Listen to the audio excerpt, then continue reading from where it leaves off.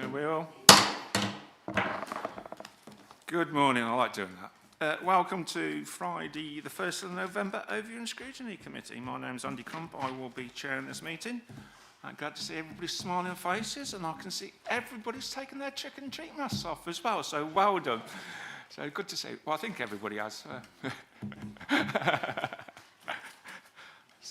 Yes, welcome. Hopefully you've recovered from last night if you're out and about. We've got quite a big agenda today, so if we do ask questions, can we be as brief and concise and to the point as possible? I know it's difficult for councillors to do these things, but I'm asking from the 1st of November we try and do these things. Right, Howard, item 1 on the agenda, apologies please. Yes, morning Chair. We have apologies from Councillor Skinner and from Councillor Jenny Fradgley. Brilliant, thank you. Item 2, disclosures of interest, the usual ones. Any items, any members with any disclosures of interest? Councillor Rolfe, please. Should I disclose that I'm a county councillor as well? Because we are talking county council matters. So I think we can disclose it. It's not a pecuniary interest, and obviously, yeah. Well, I need to disclose that I am talking to Highways about roadworks, etc. So yeah, but I can say you've been as county councillor, you've been contracted with and obviously I'm a portfolio holder at the county council as well, and I've got road safety. Councillor Johnson, please.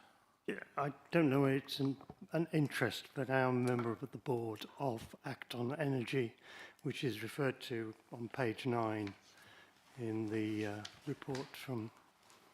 No, that's fine, Councillor Johnson. And again, I think better to say it than it comes out later. Any other? No, brilliant. Item 3, minutes of the previous meeting, which was held on the 4th of October. I'm just looking for permission, an agreement that they are a true and fair record of the meeting, and you'll give me permission to sign them. Councillor Henry-Serafin, please. I was absent from that meeting. Okay, yep, thank you. Councillor Keithley, are you happy? Brilliant, thank you. I'll sign those at a later date. Chair's brief, just a reminder of what we had before the start of the meeting, the fire training, the fire emergency. There's only one on Mondays at 12 o'clock, so if there are any other fire alarms, we get out and evacuate as soon as possible. Don't take any bags and coats. You need to get out as soon as possible. And Councillor Orcott, your point about personal evacuation and for people with limited mobility or reduced mobility, is that the appropriate phrase? Yes. Yes, it is a fair point, and that's taken on board as well. So, and as Corporal Jones once said, don't panic. So there we are. Right, I've got no other points on Chair's brief. Howard, Tony, have you got anything? Nope. No. Brilliant. Item number 5 is the public participation. I've not been notified of any public participation. And so we'll now move on to item number 6, which is the County Council Highways Transport, to discuss all measures relating to highways and transport. And we've got Councillor Yamatiki, portfolio holder, and Mr. Dave Ayton-Hill, I'm not sure what title you're one of the directors, aren't you? Assistant director? Or, yeah, I know you're one of them, Dave, so yeah, thank you. I propose the last question on this will be 11 o'clock, so that will take us, by the time that question's been answered, we'll have an hour, because we haven't got a packed agenda, and we want to make sure our points are concise, and we don't want to do it in a roundabout way. Nobody even noticed that. Oh, come on, yeah. So let's be concise, and I'll pass over to you, Jan and David, please. Thank you. Thank you, Chair. Thank you for all the questions that were submitted beforehand. I hope you've all had the responses to those questions. I'm not going to go through them one by one to save time, so if anybody has any questions on those answers, they want any clarity or anything, I'll attempt to answer them. Yeah, so what we'll do, we'll go through the supplementary questions on the ones that we've raised. Where there's going to be some additional questions that haven't been asked before, they will form part of the minutes, and the County Council portfolio holder and officers will do a full written response back to them, and they will form part of the minutes as well. So we've got a true record. And I think the reason why we're going to do that, I think it makes sense, because whilst the portfolio holder and the director can give a pretty comprehensive answer, I think it's always best to have a full answer in writing afterwards. So, a reasoned response rather than a rushed response is the one I would prefer to have. So, right then, who wants to open the bat and then kick off? Councillor Johnston, well done. You can be the Jeffrey Boycott of the meeting. Thank you. Thank you very much for the very full response to my question on the processes of the general management of interventions on the highway. It does seem to me to be really a very complex situation, and sometimes you can win and sometimes you lose, because if you're asked by a utility company for an emergency intervention, there's not a lot you can do about it to prevent it. When that accumulates, as I believe it did on the A4, at the time of the A439 road closure, is it a fairly difficult process to have to try and manage, because you're managing a number of competing interests, and they don't always come together. Yeah, so as a county council, we're very concerned about roadworks that we can control, and therefore we don't put several conflicting sets of roadworks that doesn't give anybody any opportunity to get from A to B. But as you quite rightly say, we can't control the utility companies, and they're entitled to do work on their network, and especially when they're emergencies. So, yeah. Councillor Rolfe, please.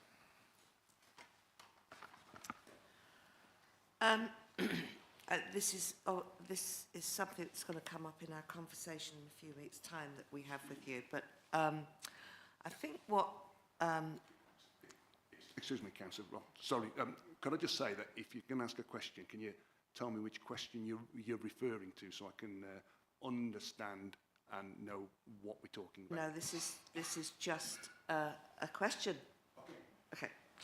So I think what irritates residents and myself is a situation that happens more and more often now, where an emergency, you know, Severn Trent have an emergency, they have a leak, and they come and put up the barriers, and then they go.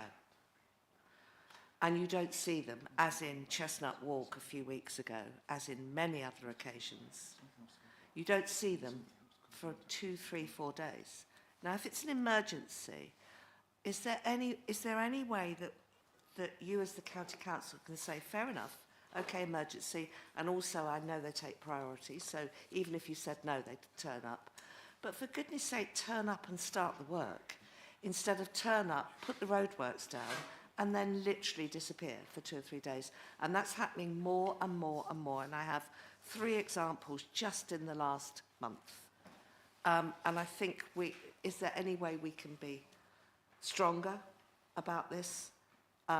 Because it is very, very frustrating for everyone concerned. We actually do send officers out to the roadworks when people notify us that work isn't being done, and we check with the utility companies that they are doing the work. And I'm not saying this is any defence of theirs, but we have to also realise that if it's an emergency work, sometimes they're not going to know what they're going to find. And this isn't unique to Stratford, this is across the whole county. You know, it's like you put your car into a dealership and with a fault, you might find the dealer can fix it there and then. Sometimes the dealer says, I'm sorry, I need a part. It's going to take a few days to get that part. So I fully understand your frustrations. It's the same frustrations that everybody has around the county. So Arthur. Do you want to do a follow-up, and I'll do a follow-up on that as well? Just a very, because it kind of incorporates all the questions. So something else that I would like to discuss going forward is there any way we can coordinate emergency and non-emergency roadworks? I think really what happens and does frustrate people is that, you know, a few weeks ago we had the Ulster Road cut off, and at the same time unauthorised works was set up on Chestnut Walk, and at the same time at the bottom of the Banbury Road somebody put up barriers. Literally the town imploded within an hour of that because 3 main routes were stopped. And I wondered whether there was any way certain coordination. I know you can't allow for emergencies, but if somebody does come up with 3 emergencies, can you put them in? Is there any way you can put them in priorities so that it doesn't close 3 major routes coming into town and out of town? Unfortunately, that's, you know, as you said, an emergency is an emergency. You know, that's like trying to say, you know, we got roadworks, can we prevent road traffic accidents that's going to block up another road? No, we can't. It's an emergency. We try and coordinate the work as much as we can. We try and work with the utility companies if we have some roadworks elsewhere, and I think we've done that on the one stretch where we've got the one bridge closed, and there was some utility work going to be going on, and we've managed to get them on site earlier to coordinate it. So where we can, we do work with the utility companies to try and get them to you know, work at a reasonable time frame. So yeah, we do that anyway. Thanks, Dave. Quickly come in as well. Yeah, I mean, we do a lot of work to plan where we know work's happening, and we have a huge spreadsheet that has all the different works on and what could be on the network and what can't be on the network at once. And rest assured, we say no to a lot of utility work and push them back to make sure they fit into the slots where we can make it work. As Councillor Matixi said, you know, what we can't plan are these emergency works, and they have the right to come on the network, dig up a hole, and then tell us about it. I think they've got to notify us within 2 hours once they go on the network, but they can just go on and do it. So we do try and manage it where we can, but the unplanned stuff, the emergency work, is just something we just have to then deal with the consequences afterwards. So I think the other thing to do with that as well is that sometimes the communications from people like Severn Trent, I've had a particular problem with National Grid in one of my routes, in one of my villages, and they were causing things. They said they were going to do things, like the inspector went round, yes, they'd done it, and then as soon as the inspector went, they reverted back to what they were doing, which they shouldn't have been doing. And it was only the threat of the removal of the permit and for them to take everything down and come back at a later date that they actually followed the rules and did as they was told.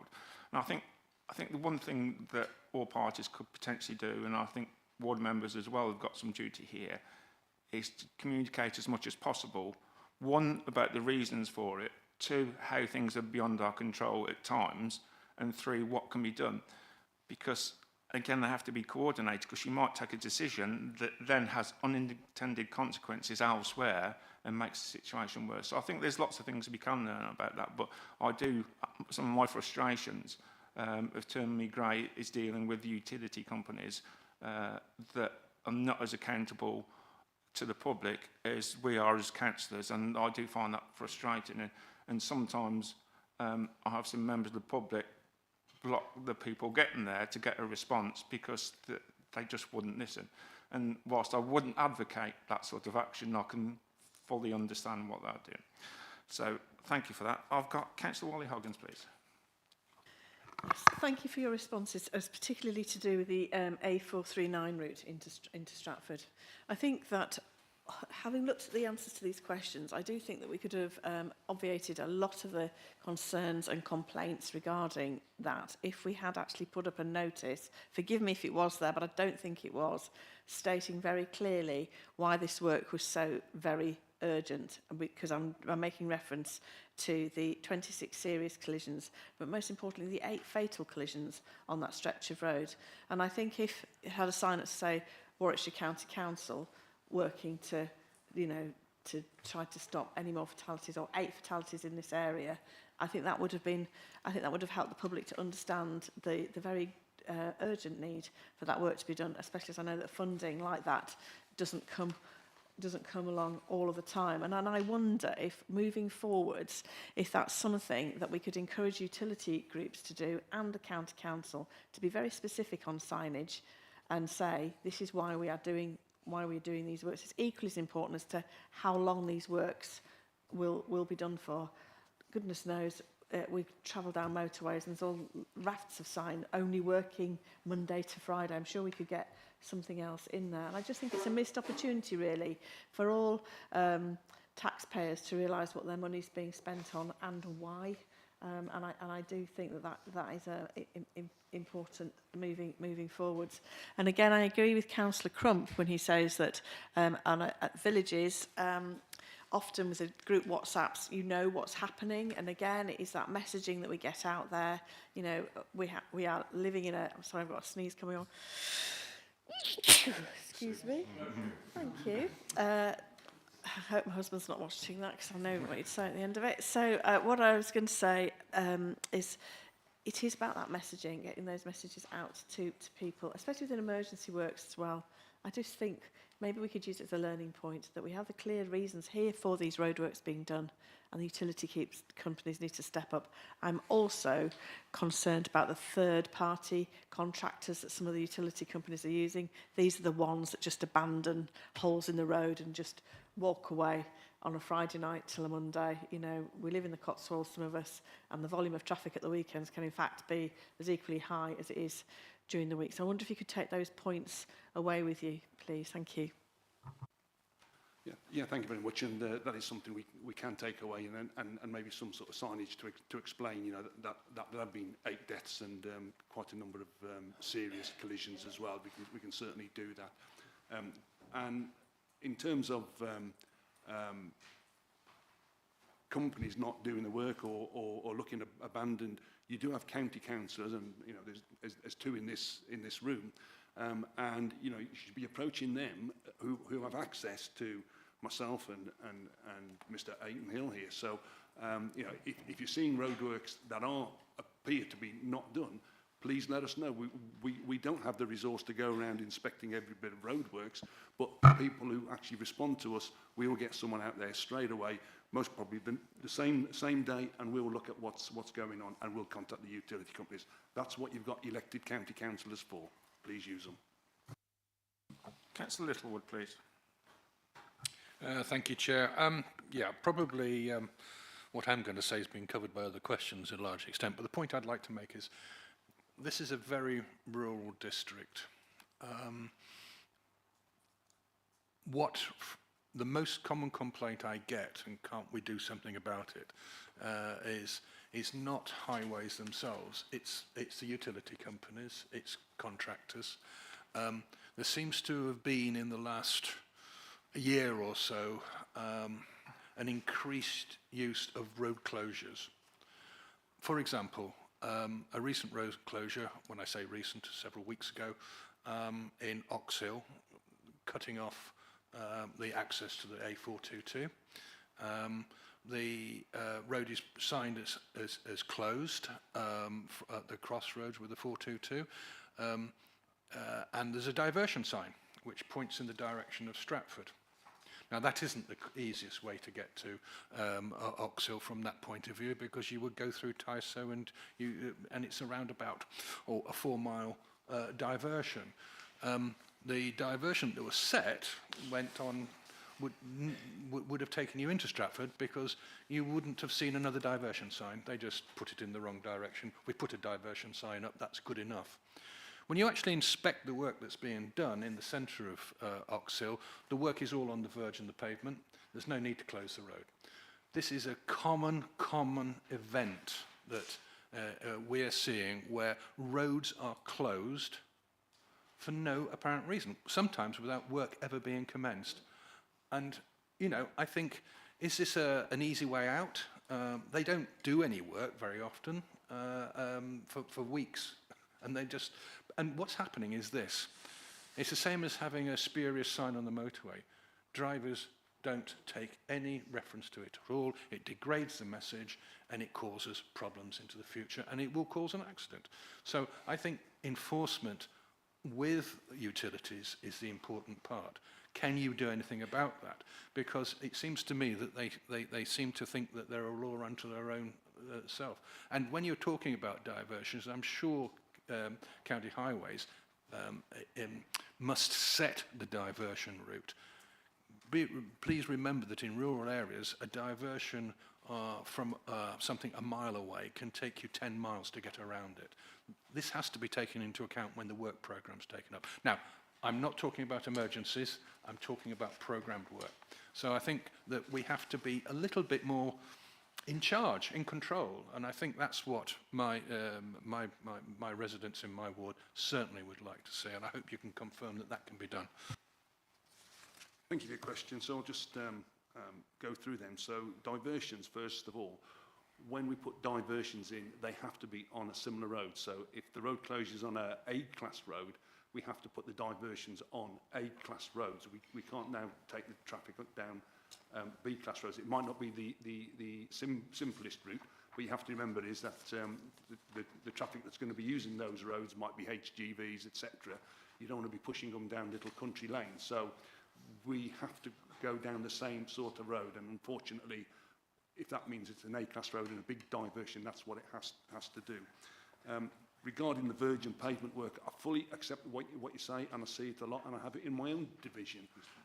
But what the contractors will tell you is that normally the roadworks are there for the health and safety of the workers.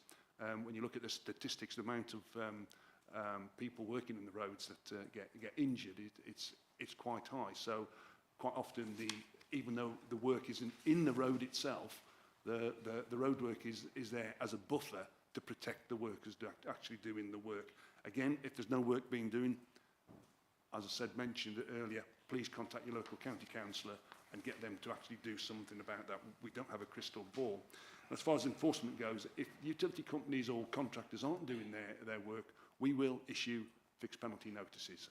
So we do enforce that. If they've just put the roadworks up and not doing anything, we will question it. And if it's unreasonable, if they haven't complied, if they haven't put the correct signage up, etc., we will give them fixed penalty notices.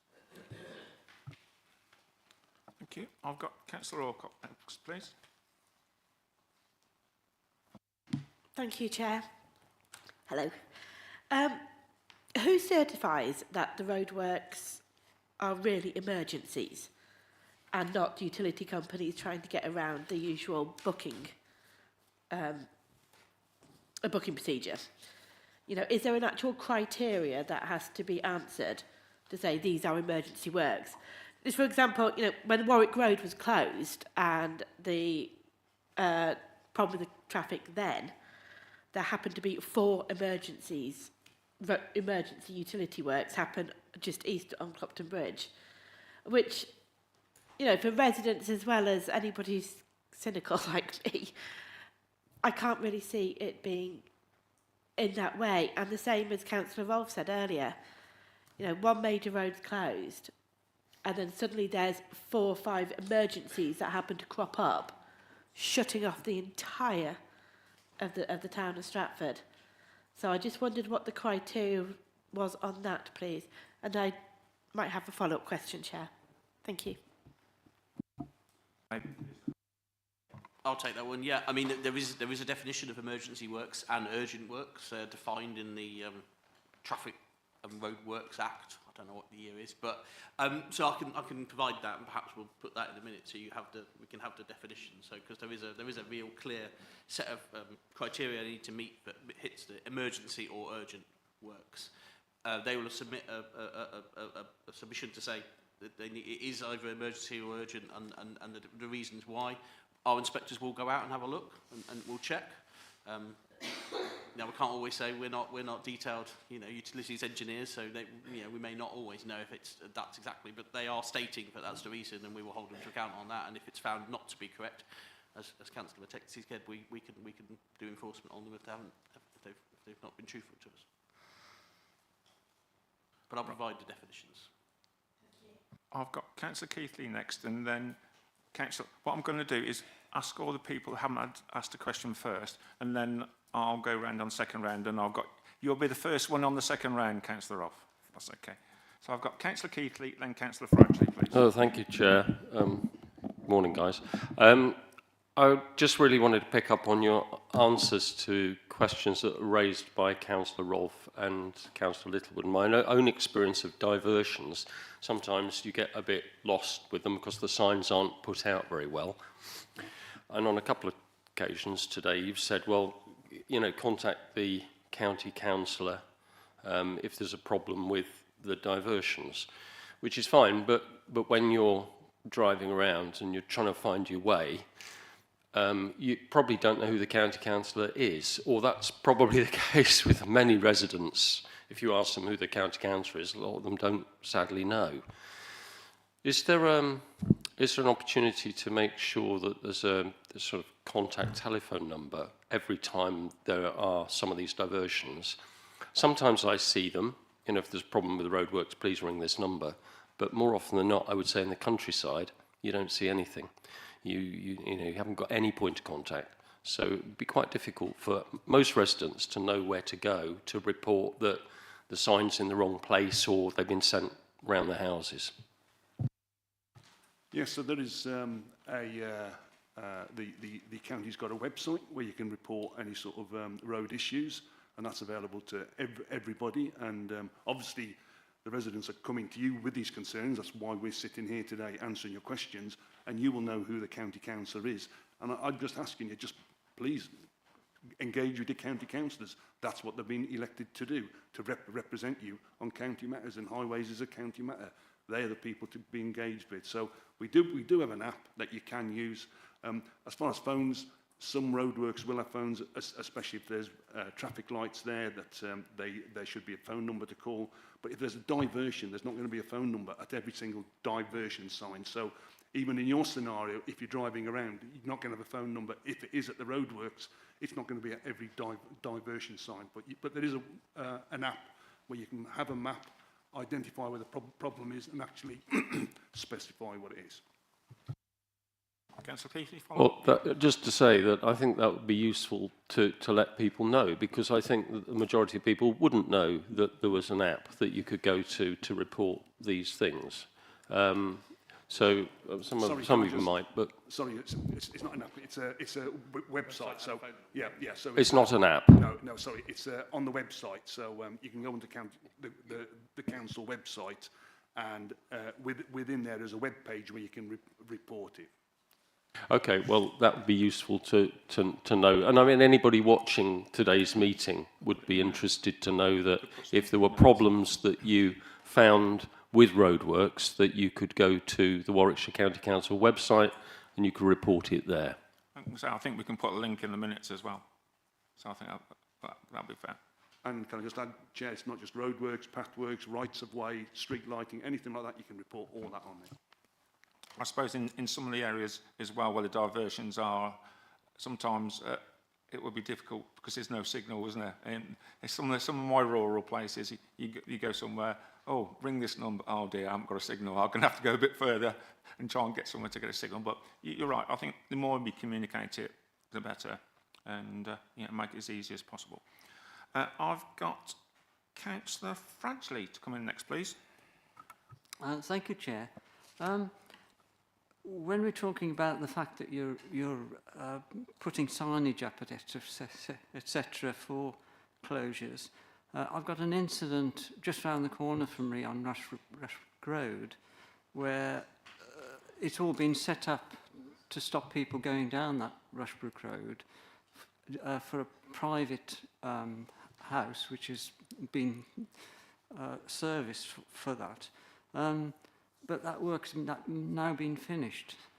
How quickly do you manage to get all the closures taken away after the job's been done? Because this one doesn't seem to be happening very quickly. Yeah, I mean, if a contractor or utility worker is coming in to do that work and requires a road closure, they will set a timescale for that. and they shouldn't go beyond that timescale, and we would expect the traffic management measures to be removed by the end of that point. If they haven't, if they've gone over that timescale, then they can be fined, and we can enforce against that. If works have been left up and haven't been left again, I would recommend contacting county highways through the website and I think the problem here is it's the way people go to the primary school, and they've had to go all around the Wrekin to get to the primary school. Thank you. Right. Next one. Kate, we're back on round 2 now. You can... Thank you.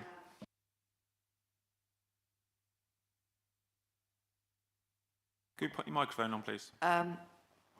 One is, I really would like you to check your facts about there being 8 fatal accidents in 10 years. I believe on good authority that there's only been 2. I think it's 20. I think it's 20 in the... Right, could you check that there's that for me? Second, just a second point, just to say that I know the manager of Morrison's on the Auster Road, and one particular Friday, their takings were down over 20% because people couldn't get into the shop. I think we need to take into account that Maybird Centre is being seriously affected by the works on the Birmingham Road. Right, I'm just going to go on to my questions now, which is the questions on the Birmingham Road.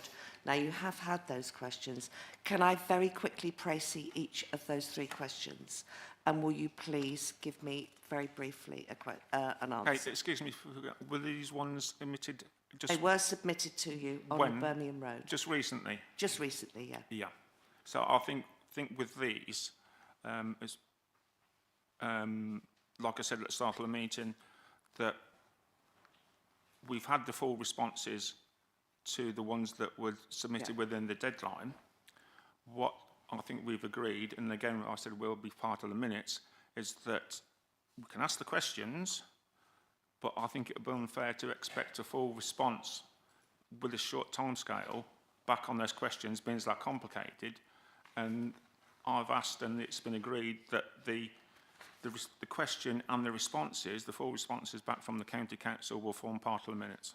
Okay, can I just précis them very briefly? Yeah, that's fine. Just so we've got a public record. Yeah. Okay, so the first one is, as you know, the Birmingham Road has been an ongoing issue for the last 10 years and longer.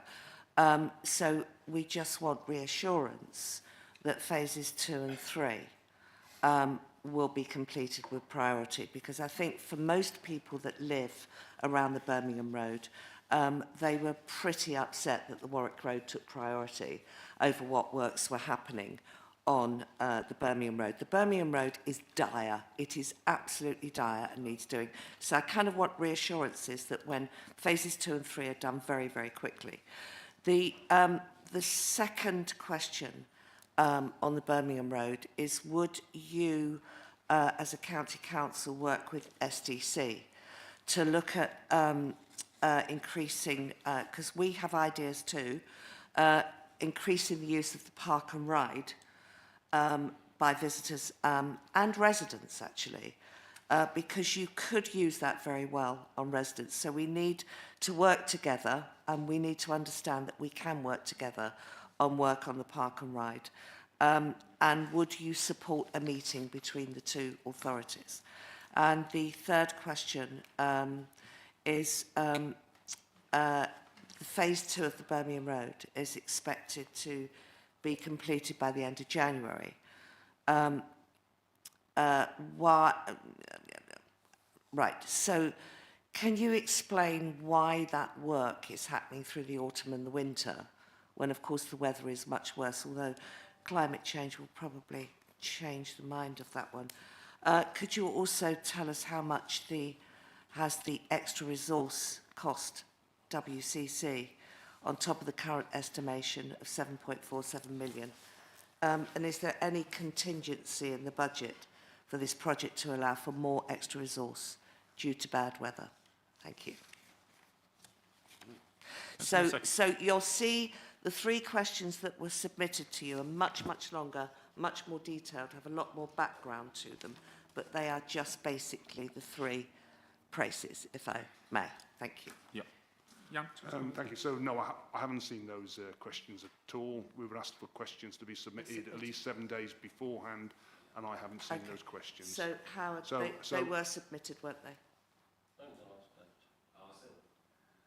They were not sent to me beforehand, so I haven't seen them. You may have submitted them to the District Council, but we have not received them. Yeah, but I think they have been sent, but I think it was with the shortened time scale. I think I've been sent this week, so I think I haven't seen it. Yeah, so that's fine. I think that's what I said about the commitment of.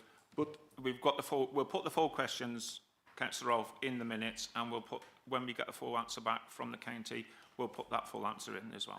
Okay, so if I may, so the two points is, could you check the fatalities in the last 10 years? Because I believe that information is wrong. It's in the papers. It's one of my questions, and it's 20 years. It's question. Okay. I'll find it in a minute. I'll come back to you. And if you could just maybe comment on the effect these roadworks are having on. I mean, I do know anecdotally that certain shops on the Mayberth Centre are cutting down their staff, their times of the staff that work there, because people are really struggling. I know that Lidl and that area around there are really struggling with people getting to that shop. I've given up. That's the shop I shop at. I don't go there anymore because I cannot wait 48 minutes to get from here to Lidl on a regular basis. I don't have that time. So the Birmingham Road is causing that much delay, and it's causing huge problems for businesses on the Mayberth Centre. Thank you. So, yeah, we will provide full answers to those in due course, but a couple of things I can... But I'm just going to make some points now. As far as prioritising the Warwick Road over the Birmingham Road, that was done because we had a time restriction. We had to spend the money within a time frame from the Department for Transport. If we did not do that work then, that would have been lost. So that money, so the majority of that was paid for by the Department for Transport. We had to do it, and therefore that's why that was prioritised. And I think that makes perfect sense. You wouldn't want to lose that money for it to go elsewhere. The park and ride, this is something we are keen to do. We've been wanting to engage, because this isn't something we can solve on our own. What is it that will attract people there? It might mean that you might have to make some difficult decisions about your parking prices within the town to try and discourage people to park in the town. I don't know, but we are more than welcome to have a meeting to talk about this and have sensible conversations. We've tried to do it in the past and nothing was done, I believe. So, yeah, we really want to make the park and ride work. I'm sorry, I can't believe that. But can you let him finish, please? Come on. Yeah, you've had a fair go. You're on your second chance. You asked 4 questions, and you're going to get a full response back. And I don't think that's really respectful. I think if you need to let Councillor Mateki speak, please. So we are trying to promote the park and ride. We had free parking over the summer. We got another free parking in November now. So we're doing our bit. And of course, we want to engage with you to see how you can help us. So this is something we are keen to do. So yeah, absolutely, we will do it. But it might mean some difficult decisions for yourself. We can't do it on our own. The rest of it, I fully understand what you're saying about businesses and stuff on the Birmingham Road. I would say that, unfortunately, you can't make an omelette without cracking some eggs. Everybody's moaning about the traffic on the Birmingham Road. They want things done. And unfortunately, that you've got to go through a bit of pain at times to get through to the other side. Otherwise, you just stay with what you've got. People want changes to the roadwork. They want to improve the network, but they don't want the roadworks. Unfortunately, you can't have improvements to the network without the roadworks. But we will get answers. Yeah, just a quick one on the Birmingham Road. Obviously, we understand the negative impact it is having on the town and on our businesses. So we've tried to accelerate those works. We've put on extra gangs and put some extra resources in to speed up those works. And shortly, I think in the next couple of weeks, the one-way will be removed and we'll go down to two-way work. So that should significantly help. So we've tried to get to that position as quickly as possible to mitigate those risks. Yeah, and just for that follow-up, Councillor Rolfe, it was in one of my questions, it's one of the ones drawn to question 2 about the effect on road safety, and it says the previous 20-year stats highlighted that along this route, which I've designated and implement our scheme, there have been 159 collisions, 125 slight collisions, 26 serious and 8 fatal collisions.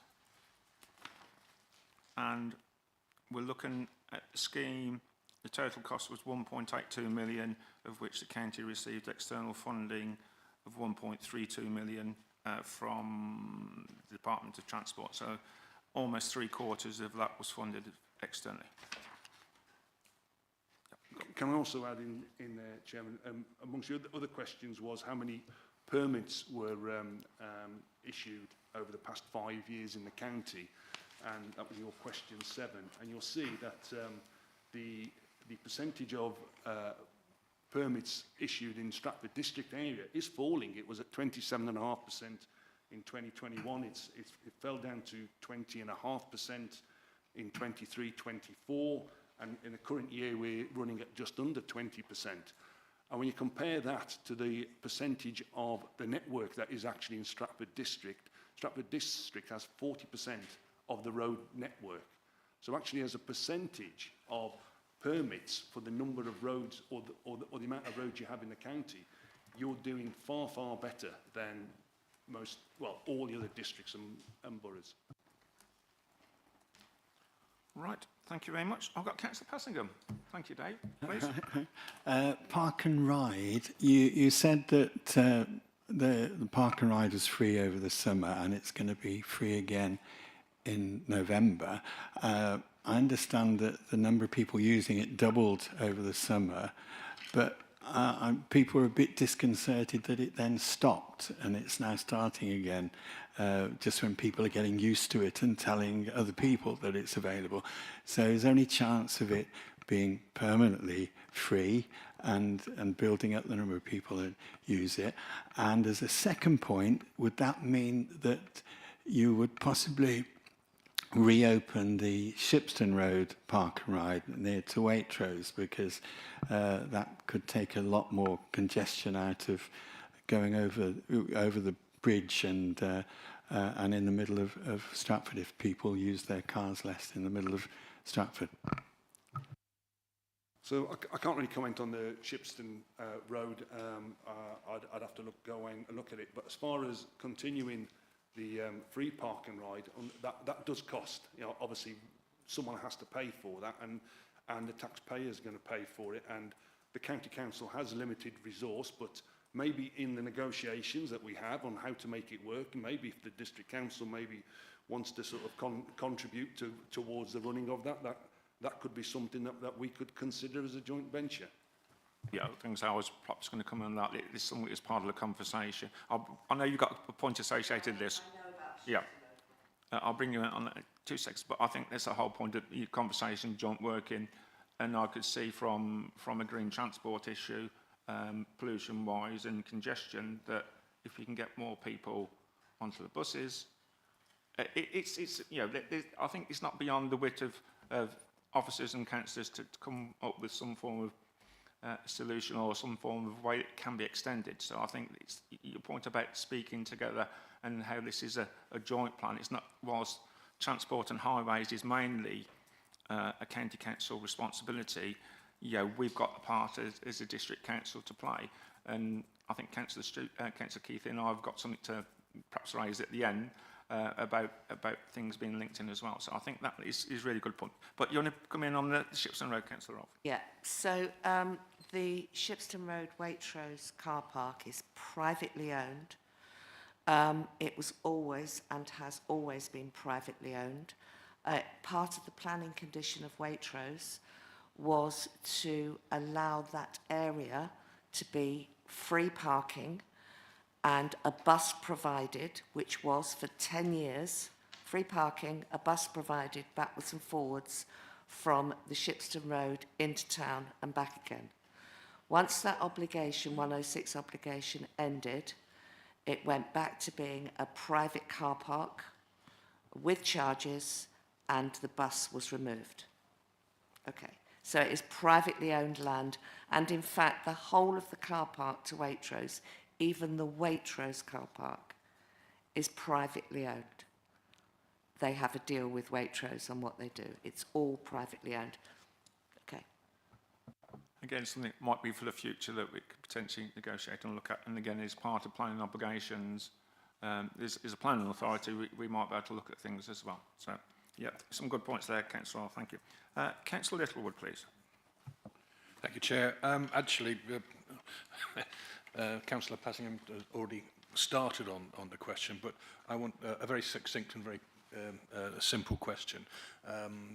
Mentioned that the usage of the park and ride has increased and significantly, not surprisingly if it's free of charge.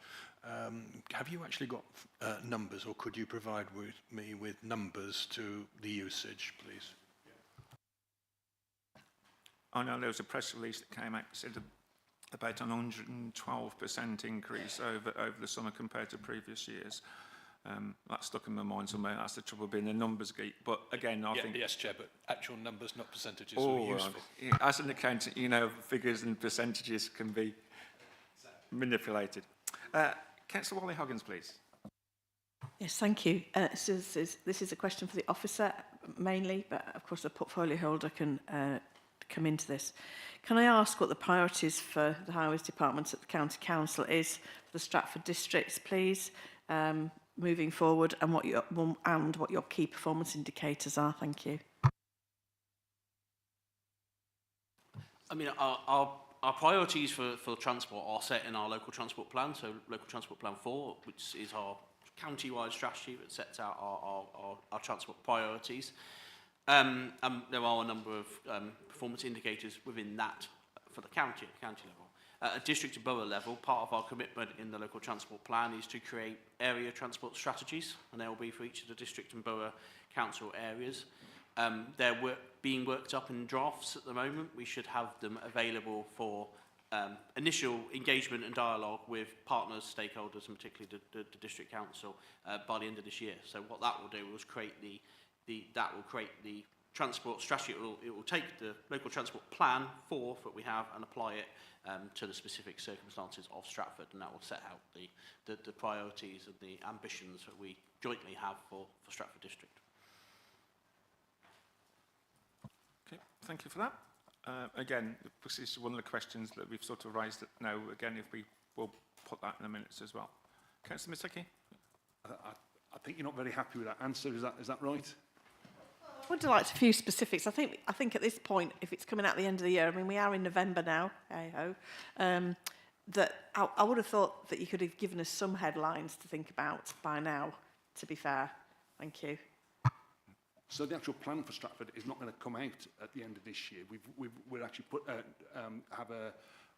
we're putting together a paper that we're sharing with all districts and boroughs, and it's for them to actually fill that in. That will start to form what we're going to do for every district and borough. As the officer said, that we've got our local transport plan that we've already adopted, and that's going to be broken down into the district and boroughs, because you'll all have different priorities. Some areas aren't so keen on walking, cycling, others are more keen. So it's not, it's not right for us to tell the residents what they do and they don't want. But so yeah, we have to look at the whole county, but we are localising those priorities. So we don't have them at the moment. We know that Stratford have their own town transport group, that they've submitted documents to go into that plan, I dare say, but that'll be something that we will work with yourselves as a district council to actually form those priorities. So what are your KPIs then? Surely we know what those are. Your key performance indicators as a team, both, what are they? What is it you're looking for highways? What are you looking at to say, yeah, we're doing a good job, or no, we're not doing such a good job? What are they? You must have them. There's numerous ways that we're actually looking at, and it all depends what you're looking at. If you're looking at road safety, we have a different set of KPIs for that. If other works will be driven by your own decisions, where you're making planning decisions on developments which require infrastructure plans. So, you know, this is why we need to talk to you. If you're going to be putting a massive new town somewhere, then we need to be working with that. But we don't know what your plans are for that. So that's why we need to speak to each other. No, I'm sorry, but there must be, without speaking to us and without the new rollout of this, as a team and a department, surely you've got some key performance indicators of how you're doing. Surely you've got that in place somewhere. And what are they? David, do you want to come in, please? Yeah, I'm happy to provide them. We have a long list of KPIs. I wouldn't be able to repeat them now, but I'll provide the long list of, as we say, we've got ones on road safety, on road maintenance, on active travel, bus patronage. We've got a range of measures.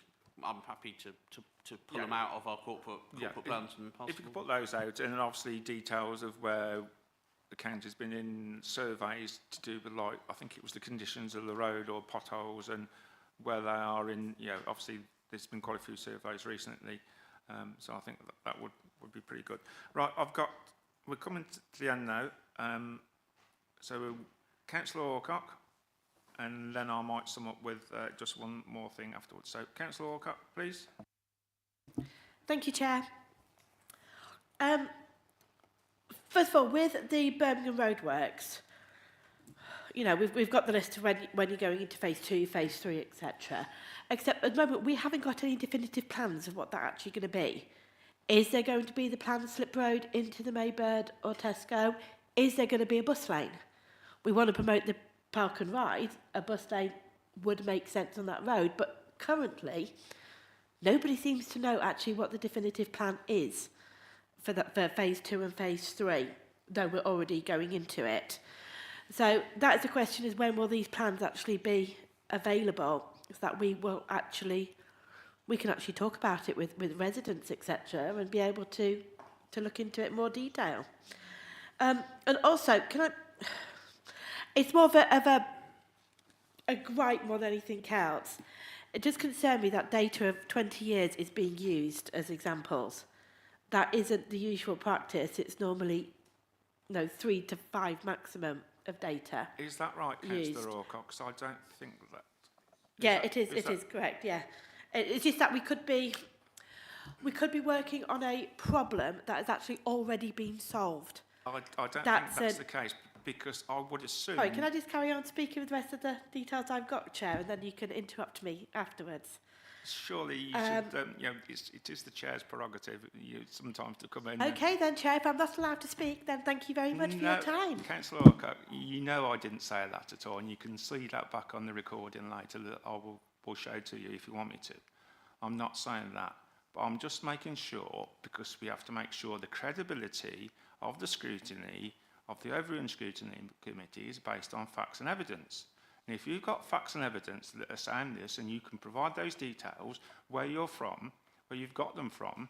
Well, I'm trying to, but that is fine. Haven't let me. But you seem to be going the long way around. You were doing it in a roundabout way, sort of like meandering. So, and I did ask for briefness and precise and questions. So, if you can get to the point and say where you've got the issues from... No, I'm sorry, that's unacceptable. Yes, we can. No, that is unacceptable.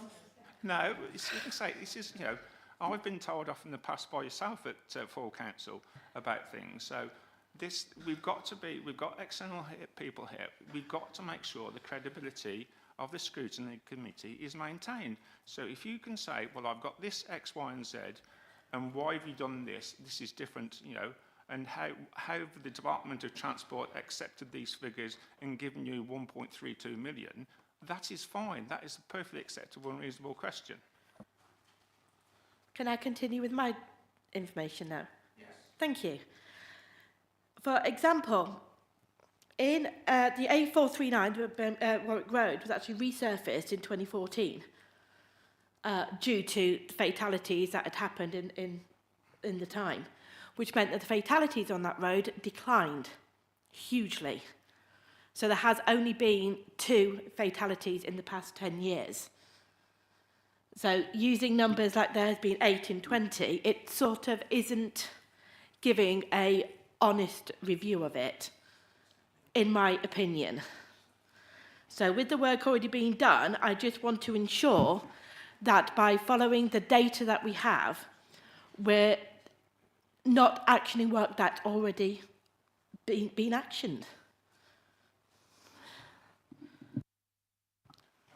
To me, John, I'll just answer. So, to me, one fatality is too much. One fatality is one too many, regardless of the time frame. We submitted a bid to the Department for Transport. We put in a bid based on the information we had. It was up to the Department for Transport to either accept that bid or not. And we would put forward the best possible case. That is what we did, and we got the funding, which makes that road safer for everybody. And I actually commend the officers and everybody for getting this project done in the time, which makes it safer for all these people to use the road. Again, and just some clarity as well, Councillor Orcott. You mentioned some phrase about honesty. We didn't hear it properly, did we, Mr. Perks? So could you just clarify that bit? Are you saying, I couldn't quite understand what you were saying. So again, just so for openness and transparency, are you saying that the bid was made on figures that weren't normally used? I just want some clarity about that, please. Well, of course, I could reply and say, when you look back on the recording, you'll be able to hear exactly what I said. But however, that's the I whole will point. answer your question.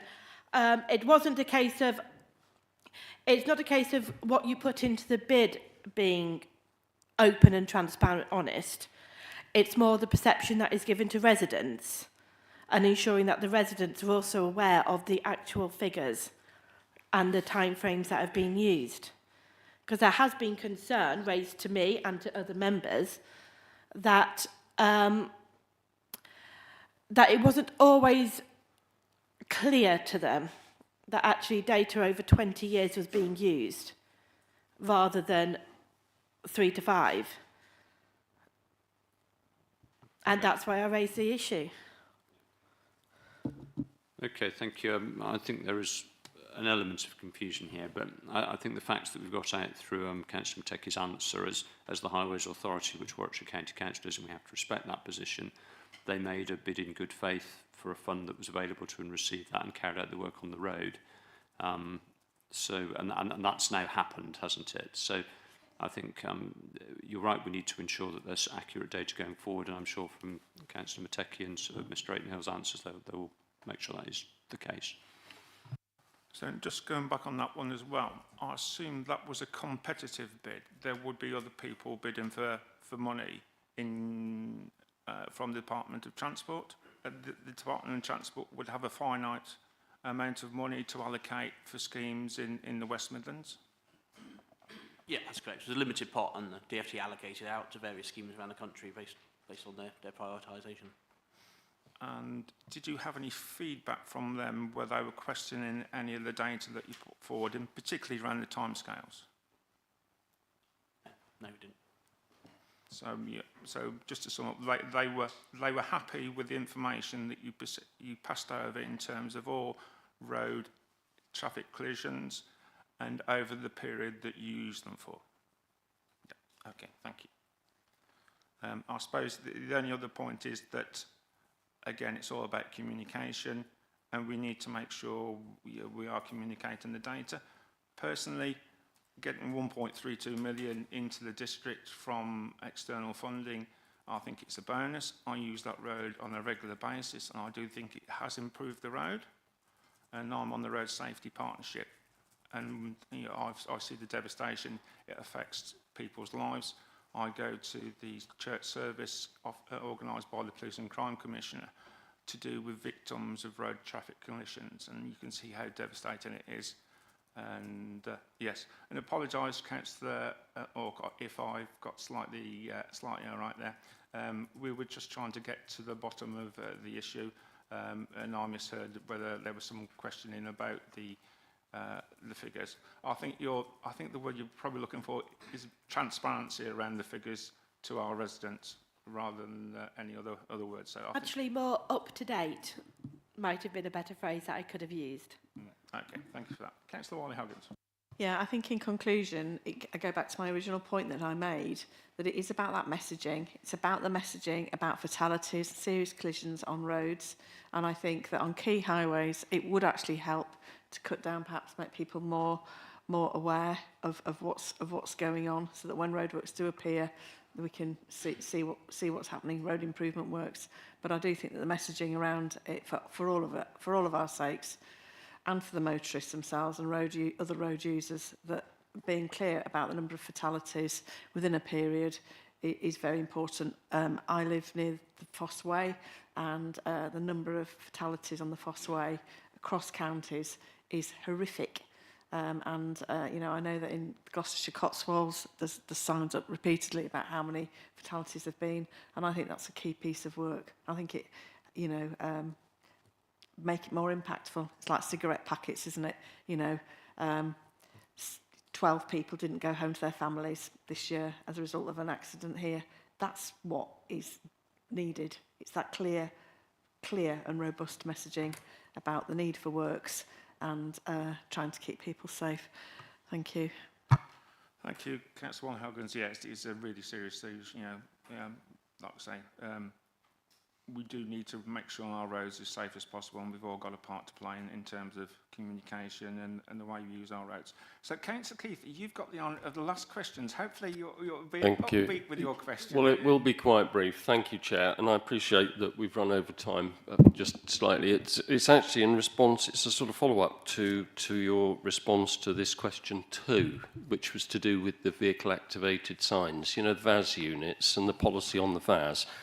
I just wanted to say very briefly, in the Herald this week, coincidentally, they've got a little section. It says, from the archive, 25 years ago, they'd done a report about village life in Warwickshire being ruined by speeding of cars and lorries through communities.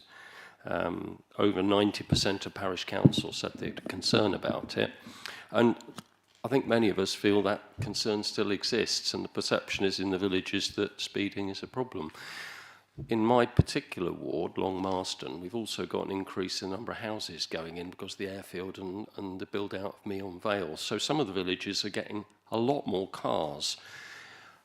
My question then reverts to the policy, and there are 4 boxes you need to tick in order to get some speed reduction measures in respect to the VAS systems, which seems quite a high hurdle when you've got villagers that are concerned about these things, and they've also got SIL money to spend.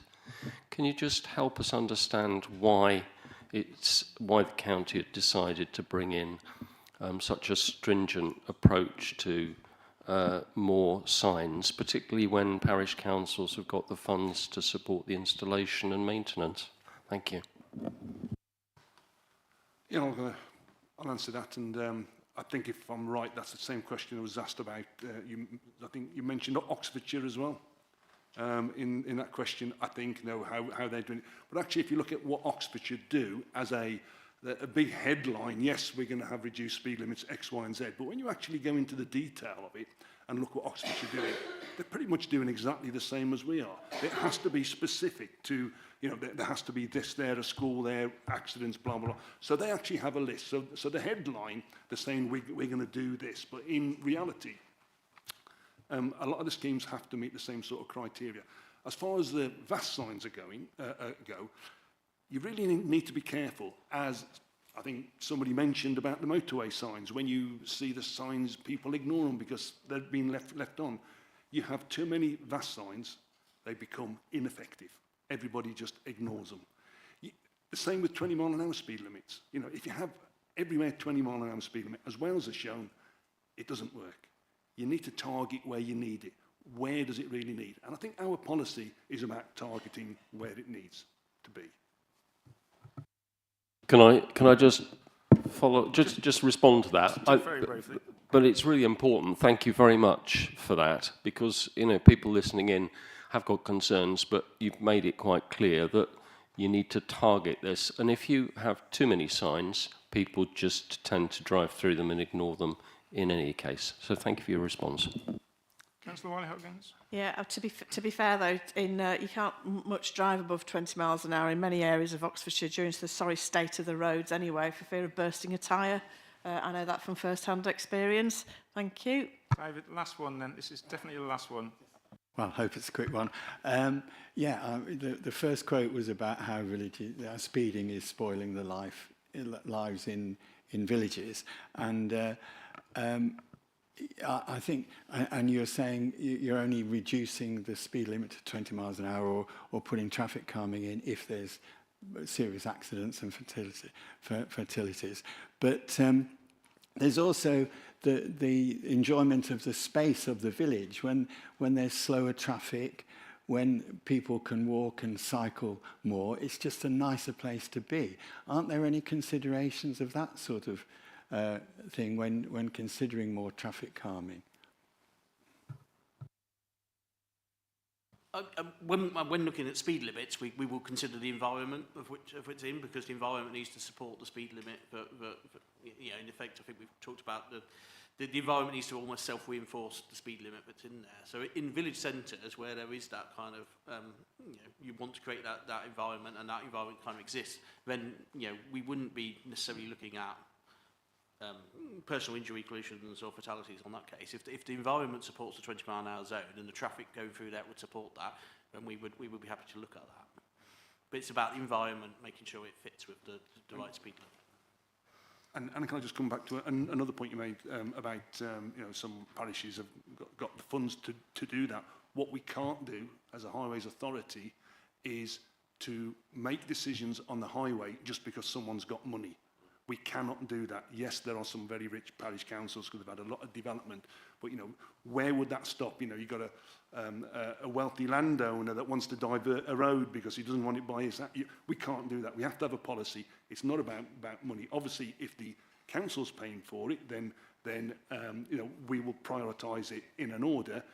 If it meets the criteria and the parish wishes to pay for it, that may be something that the county couldn't afford, then obviously we can have those discussions. But just being able to pay for it is not a factor that we should be making a decision on our roads on.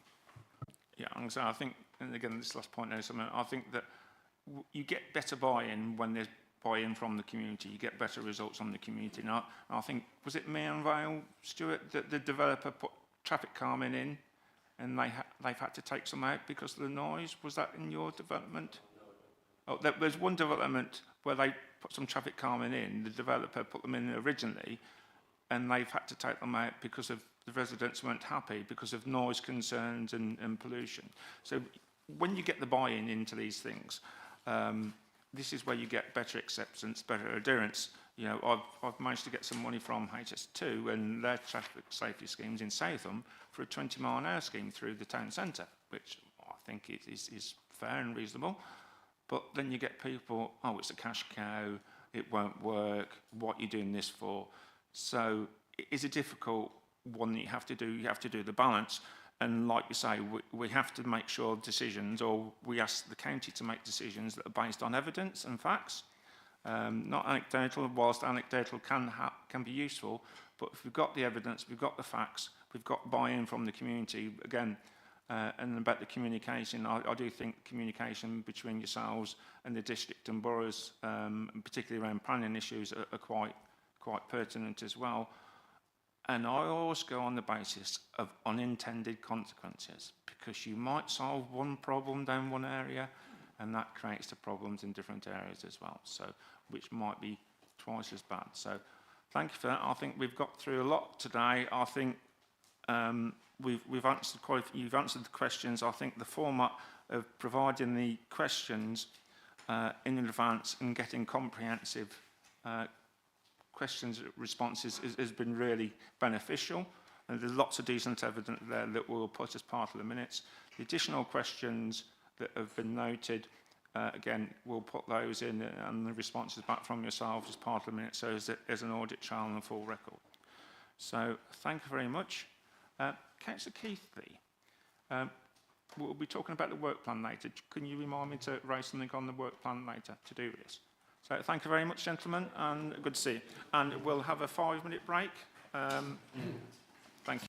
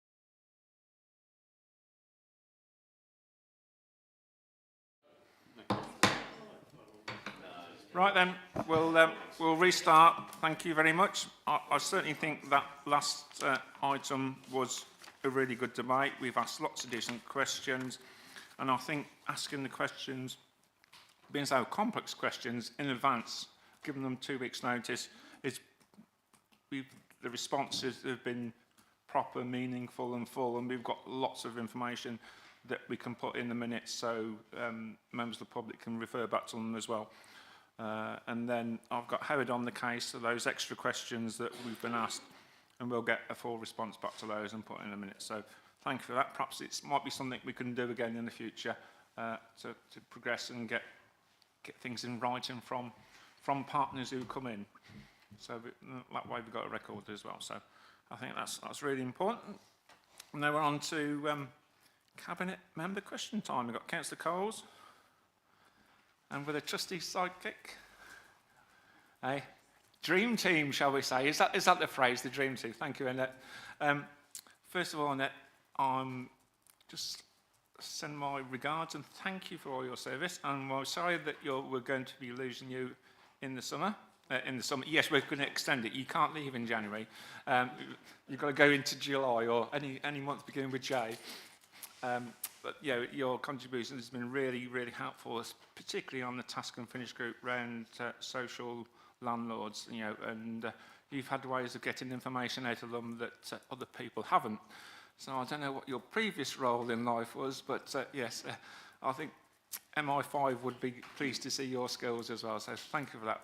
You've been a really excellent officer, and I don't say that lightly. So Howard, if you could note that in the minutes. Mr. Perks says I don't say that very often. So, yeah, thank you very much. Just have this official note of thanks from Overview and Scrutiny on record. So, thank you very much. And always a smiling, happy disposition. If only you got a chairman who got a smiling, happy disposition, we'll be all right there. So, thank you very much. Do you want to kick off with a brief overview, and then members can come in and ask questions? Yes, please. Either, again, checking. Interchangeable. Is that... Oh, yes, it is working. Jolly good. Thank you for this opportunity. You've obviously had the briefing note as part of the documents for the meeting. It is long, for which I make no apology. It does reflect the enormous amounts of very hard work undertaken by the teams during the year from ending March 24. There is a lot of data in there, and we just wanted to highlight some of the key issues. Home Choice Plus and homelessness.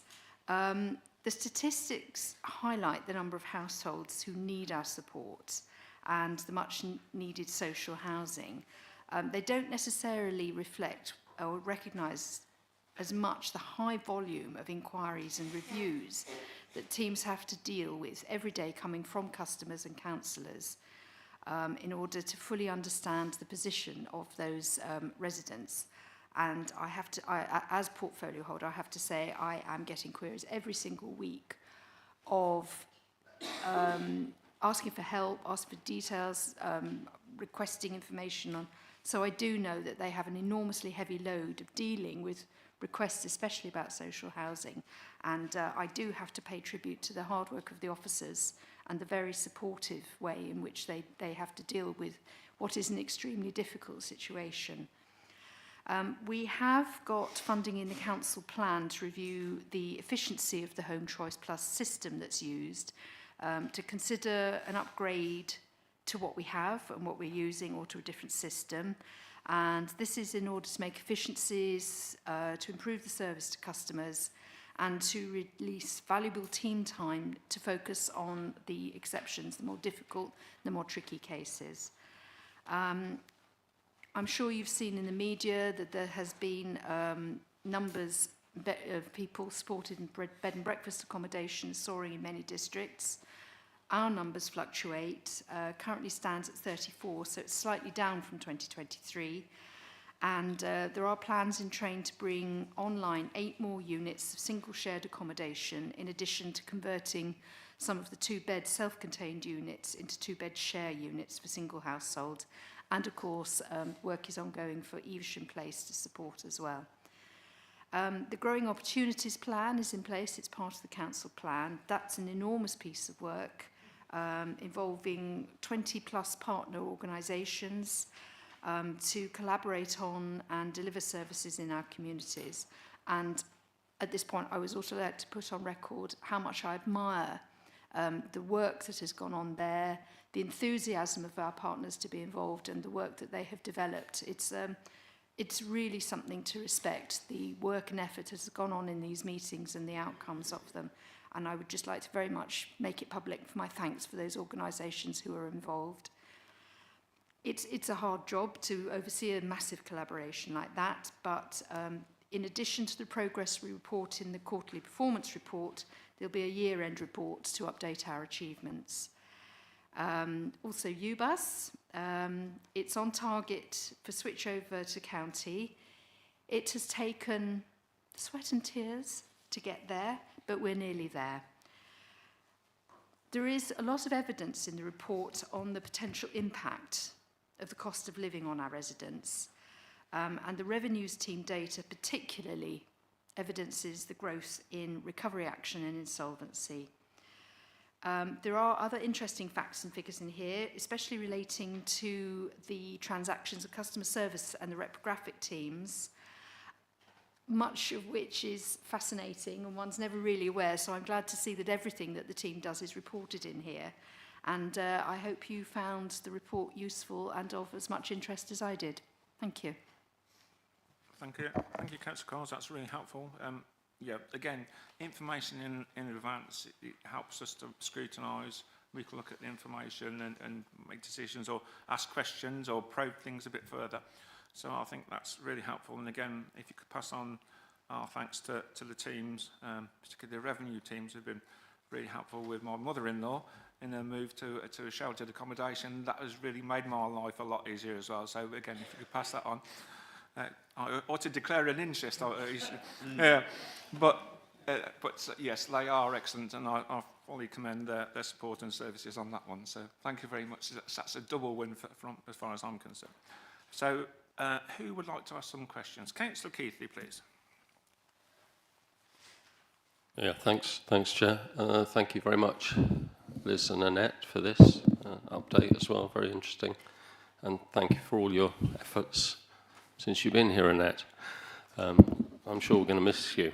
I'd just like to start by looking at the customer service data. You probably know that that was my background as well.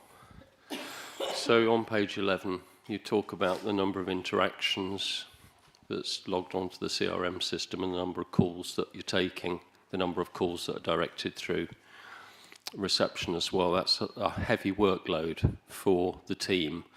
And I'm now going to look to my right. Oh, he's not looking at me, but Tony's not concentrating on what I'm saying, but so Tony sort of now is concentrating. Tony, we're talking about customer services stuff and the CRM system and the amount of interactions, about 9,000 a month on the CRM system alone, and a huge call rate into the centre and through reception. And this is an area that costs the council a lot of money to maintain this, but it's also an area where innovative and digital solutions can perhaps help us in future to try and reduce the workload on the CSM team. So I suppose I'm coming around to a question about, people probably don't realise just how busy we are dealing with all this stuff.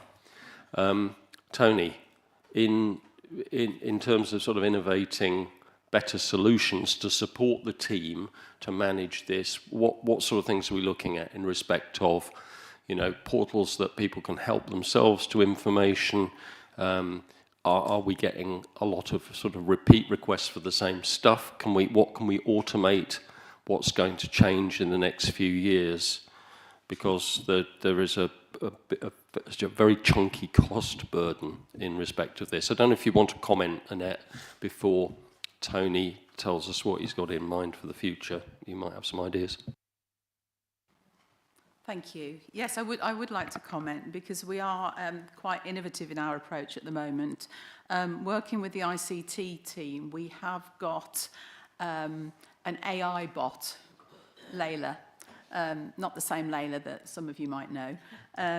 But after piloting that for some time, that is now live on our website. And what we're hoping is that that will answer a lot of the sort of same type of questions that come in from customers in terms of when's my bin going to be emptied, when does the garden collection scheme start, that sort of thing. And it's hopeful that that can be developed over time. And also linked into other methods of how we collect information from customers. So, for example, the email inquiries and that sort of thing. The council plan budget is also funding a couple of projects. We've got money in that budget to look at both the choice-based letting system, because of course customer services also have to answer a lot of queries in relation to that, and I don't think the current system that we have, which is quite manual in a lot of its transactions, it's not helpful to staff or customers. So if we could look at either perhaps an upgrade to that system or a different perhaps system, then that might be able to offer a better approach. Also, in terms of revenues, we're looking at automating, if possible, some of the council tax transactions, and then also linking some of our services to the app that we already have, which I think is quite helpful to residents in terms of, again, the bin collections and that type of thing. So I think over time there's a number of initiatives taking place that can improve our businesses to make them more efficient. Having said that, we do also need to release capacity to concentrate on exceptions, but to help residents as well as staff. Yeah, so we're certainly getting stuck into that. We're not just letting what we've got drift on. Thank you, Anna. Tony, did you want to say I'll bring in, Chair? I'll bring in Mr. Perks. I was just checking whether he could multitask, listen to me and you at the same time, Councillor Keith. He passed that, of course, and so I'll bring Mr. Perks in, please. Yeah, thank you, Councillor Keithley. And that just covered sort of some of the things I was going to say. That yes, we are sort of, it's an area that we're looking at. The council recently approved the digital strategy, and there'll be work streams arising sort of from that, sort of making sure that we're using our resources efficiently. And I think probably even more importantly than that, that we're keeping our services sort of relevant to the contemporary sort of people that we're serving. It's the traditional sort of model of people ringing up or turning up into reception sort of with the Gen Zs and people that we'll be serving going forward. We need to make sure that they work in a more digital age, and we need to take our services in that direction because they'll be more comfortable interacting with us over those channels than perhaps the face-to-face channels we used to. So we're in a sort of period of transition, and there are things coming out from that. Annette's mentioned the AI bots that we've developed. One of the first things we're doing with that, picking up your question, was we're getting it to scan for what are people asking most frequently. So as we're making sure that our FAQs are, it's evidence-based rather than us all just trying to remember what people ask a lot, which gets us part way down that journey. It's sort of trying to, that'll shape where we invest and where we get most return for our sort of money. Yeah, we are, I think, we're also committed to a rebuild of the website, and it's looking for this sort of 24/7 model where if you need sort of personal help and intervention, and one of the notes I've made down here quickly was that we are in a situation here of increasing demand, and unfortunately at the moment with the cost of living pressures and the various sort of agendas that are going on in the country, that we're not seeing any fewer people coming to our doors, so we need to find a way of dealing with those sort of efficiently, releasing resources, as Annette said, so as those people who really do need our face-to-face help, we've got the time to sort of get through their often quite complex problems that are more difficult to solve through digital channels, but the sort of simpler self-serve option will allow us to release that capacity to do that. So that's the agenda we're running at the moment. As I say, the digital strategy was approved by Council recently. There'll be some work streams coming from that, and you're very welcome to contribute to them.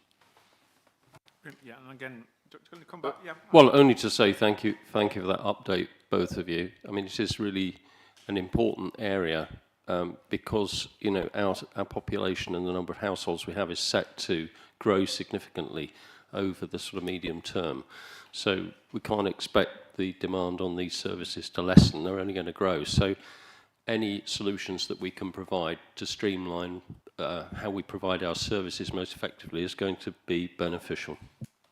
Yeah, and like I say, it's almost like, we spoke about the digital strategy, and it's obviously linking into this as well. It's almost like it's almost pre-planned, because a lot of the questions we raised, and when Mr. Burrell and the corporate project manager, whose name I can't remember, Mr. Blackwood, I can't remember, who spoke last time, they were saying about how the technical solutions were trying to improve efficiency and then leave staff time to deal with the complex cases, and particularly with around vulnerable people who can't interact so well via automated systems. So I think that is really positive. My only other extra question, and I know Annette was saying about some of the things that had quite a bit of manual interventions and a bit clunky for whatever the phrase is.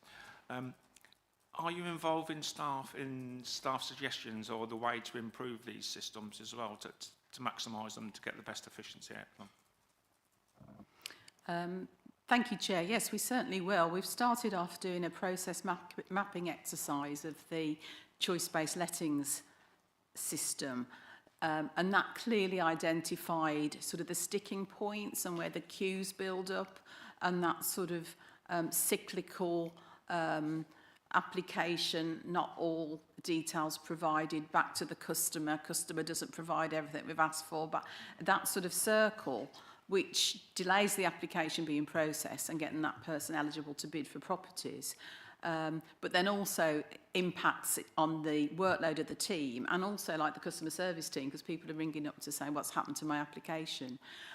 So it's at an early stage we've undertaken that piece of work, but yeah, we'll certainly be finding out from staff what is it they like and they don't like about the system, and how can we therefore try to address that moving forward.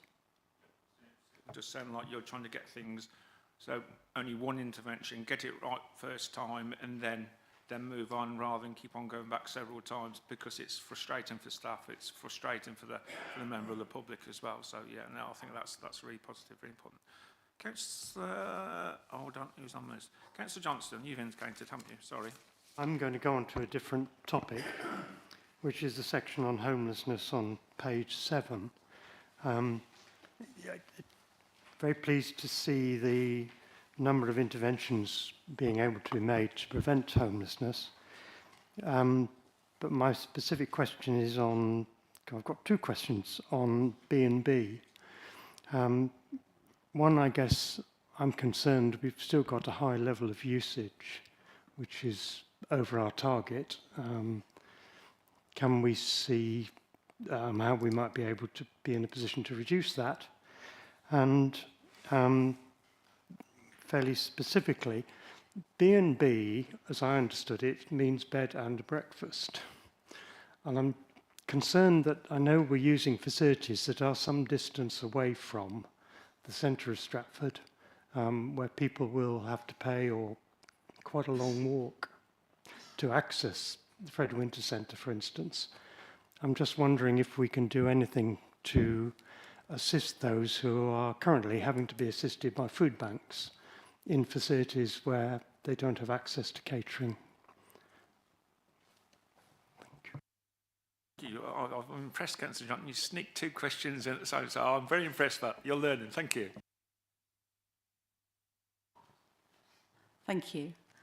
I think in terms of our performance with the number of households in bed and breakfast compared to many local authority areas who have seen numbers increasing significantly, we are really bucking the trend in that respect, although we do still feel that it's a very expensive type of accommodation. And with the additional units that Councillor Coles referred to in the pipeline, that would provide us with an additional 19 units of temporary accommodation to reduce bed and breakfast further. I understand your point about breakfast, which is probably why they're now referred to as guest houses. And in terms of some of this accommodation being quite away from the town, and perhaps where people can very quickly and easily get a meal, we really try to focus on the accommodation that best accommodate a household. at the moment we're suffering significantly with behaviour of some of those households, single people, and we have had issues when guest house proprietors have refused to take some of our homeless households. So we have to look at what options we've got available. What we really don't want to do is move people out of the area, although we can do that if necessary. So if we have to, and it's preferred to be only on a short-term basis, we do have to house households in accommodation that does not provide a meal, knowing that there is a store or a corner shop perhaps within a walking distance, admittedly, and that could be half an hour in some cases. Those are in the majority single-person households, and we try and keep that as short-term as we possibly can. You happy with that, Councillor Johnson? But yeah, right. Councillor Wally-Hoggins, please.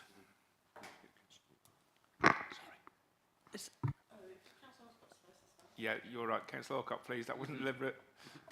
I got distracted by Councillor Johnston's 2 questions and... That's okay. I'm fully aware I'm no longer the favourite. That's perfectly fine. Oh, you are, Councillor Alcott. I do actually have 2 questions, Chair. I'll leave it up to your discretion Can whether... use them both together then, please. Thank you very much. Firstly, can I just look at item 1, housing and communities, the letting homes through Home Choice Plus. Property adverts, 895 vacant homes. Would it be possible to have that broken down? Obviously not immediately. I'm not that mean at it.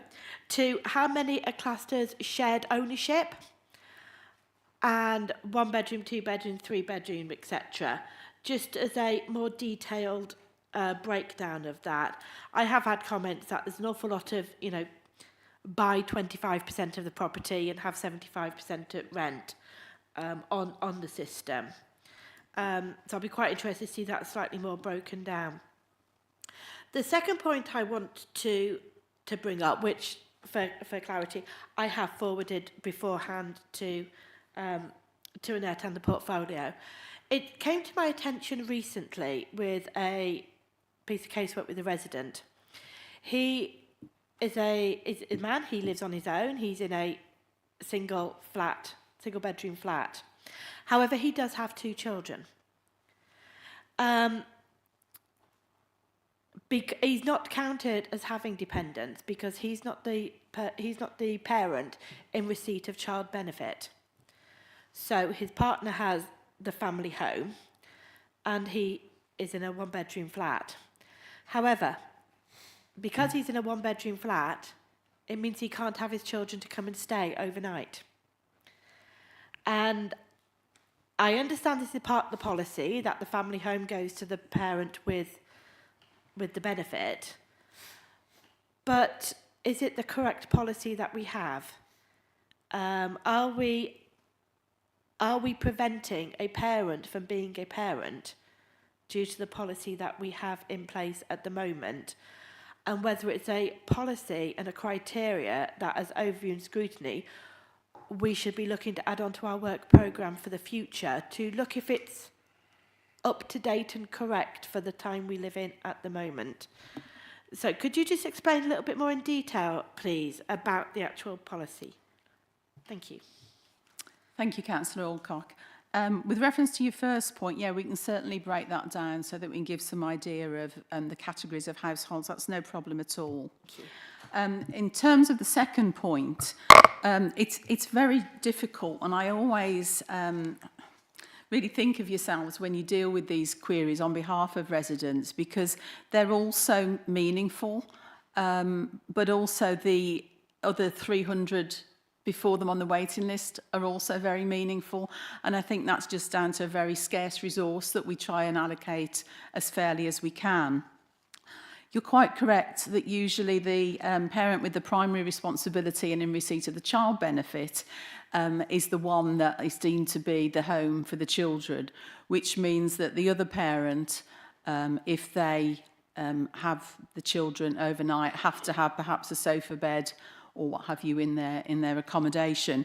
And I probably wouldn't go as far as to say all councils have this policy, but I would say the majority of them do.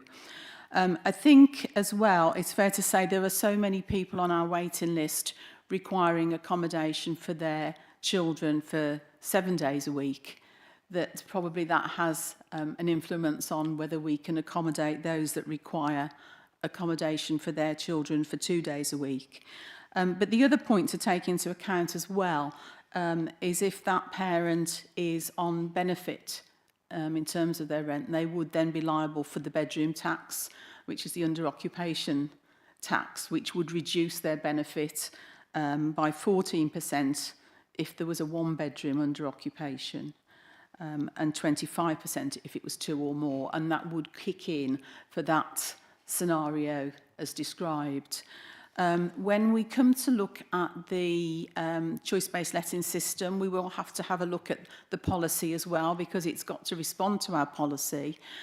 So we can certainly do some research in terms of how others deal with this. But I'm pretty sure we'll find out that it is the majority of local authorities and the way they handle their allocations. We have got an exceptional circumstances clause, and the team are very open to looking at what evidence can that parent, that second parent, provide that evidences the children do stay there, they need to stay there, and perhaps sometimes the expenditure that can be evidence that that has taken place. So whilst it appears it might be black and white, there is also some wriggle room there in the existing policy that we can use if need be. Brilliant, thank you. And I think that's a good idea about the work plan. And again, there's lots of things that we don't know about, or we, a little bit of wriggle room, and one size doesn't fit all, and each case is different. And the unintended consequences regarding the benefit, the 14%, that is particularly pertinent. And I think we could look at this in some detail. And I think I know of similar cases, and I'm sure each councillor here would have known something similar. So I think it is, whilst it's not a massive problem, it is a significant problem, and it is a massive problem for the parents involved as well, isn't it? To them, it is a massive problem. When I say a massive problem in terms of numbers, that's what I meant, so I have to clarify that, so hopefully people know where I'm going. But I think that's a really good point for a future work plan. Next person is Councillor Wally Hoggins, please. Yeah, thank you. Just seeking clarity on a couple of issues. Can you tell me if the homing of the Afghan and Ukraine families has now had an impact on the number of homeless families? So I know that the figures that you're giving us here are 27 households in March 2024 as a result of were the Afghan families requiring homes and the Ukrainian families part of those figures there or not? Or are those, what I'm trying to say, were they on the homeless list requiring accommodation prior to this, please? So I'm looking at page number 7 under homelessness. So these are the 2 Afghan families under the local housing So fund. were they part of the figures that we had, that the 27 households, were they included in that 27 households? They were, yes. Yeah, thank you.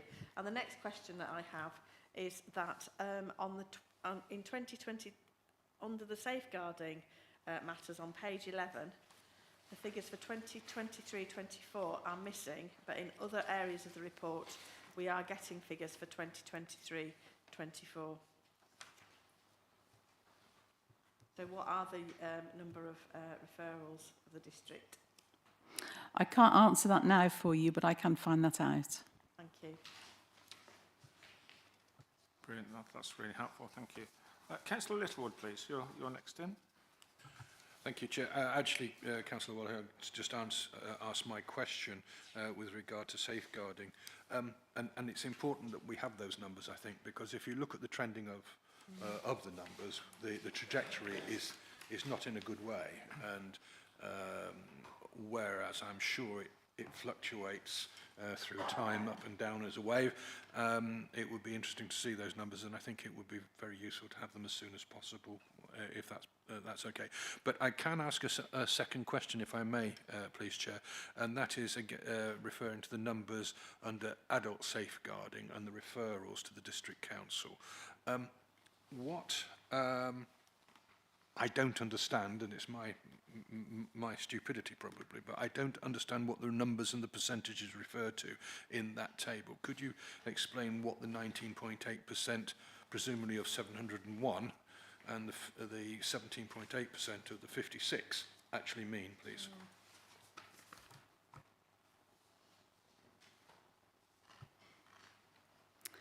Thank you. If I could refer to your first point first, which is about the increasing numbers. There is definitely an increase, but I think that's also down to really robust training of people and to raise awareness, whereas perhaps in the past, I'm not saying a case might have been missed, but there might just be that upskilling of staff so that they can identify cases better than they did.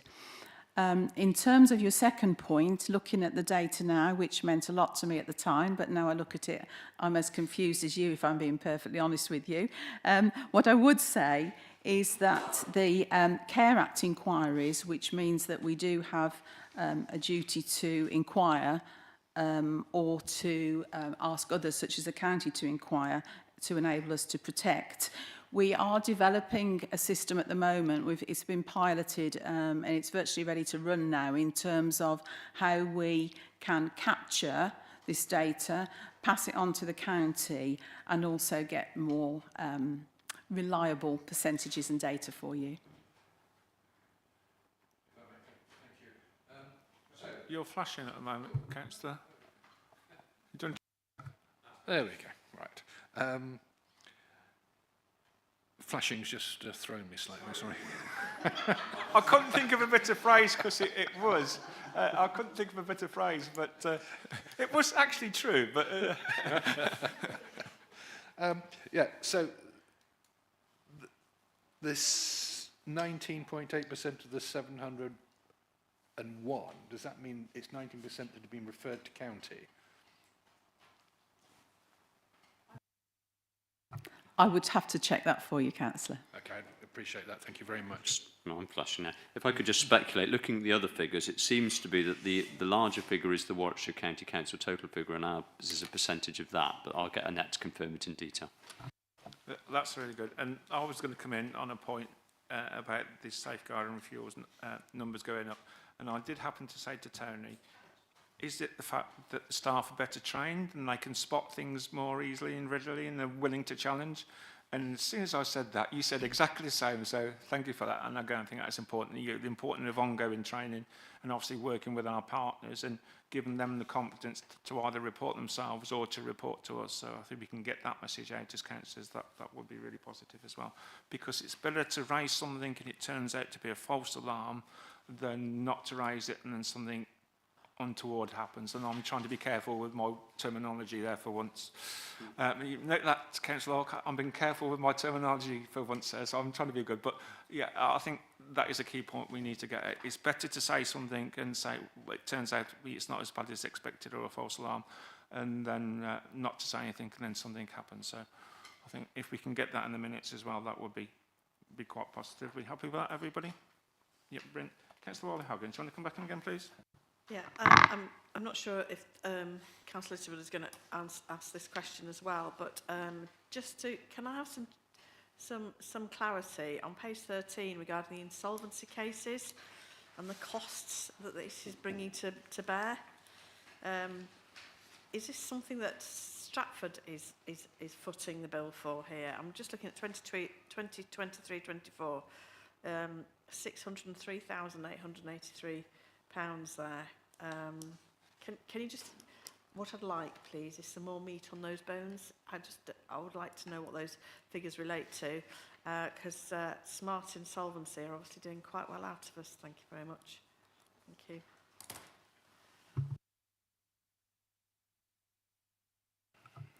In terms of the payments recovered and the 3 companies that we work with, they all have different charging mechanisms. And I can't recall here now which is which. Some are a percentage based, quite a low percentage actually, based on the amount they collect, as well as an annual fee, which I think is about £7,000. But again, to break down for each of those 3 what their charging mechanism is, I would need to bring that back to you. I suppose my follow-up question to that is, out of the the cost of £603,883, how much money did they recover for the council? Sorry, thank you. Sorry, that is the income recovered for the council. Payments recovered by Clark Wilmot, Silverback Law and Smart Insolvency cases. That's the money that's been brought in by for the council.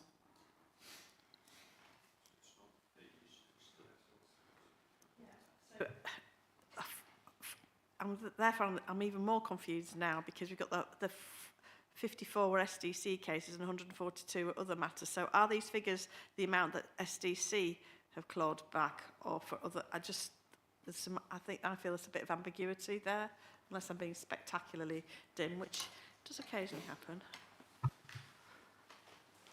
Sorry, so insolvency, this one. Noted.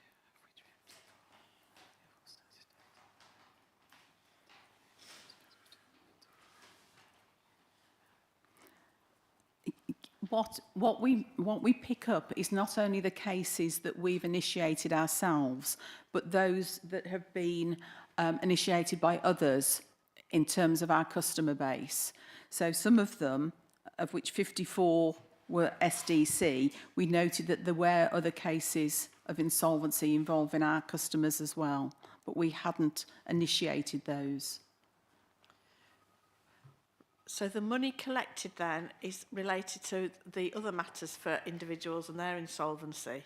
Yes, these are purely, the 142 cases are the IVAs. In terms of the payments recovered by the 3 agents listed above, that is not, that could be an IVA, but it could be by other means. Right, so we're getting there now.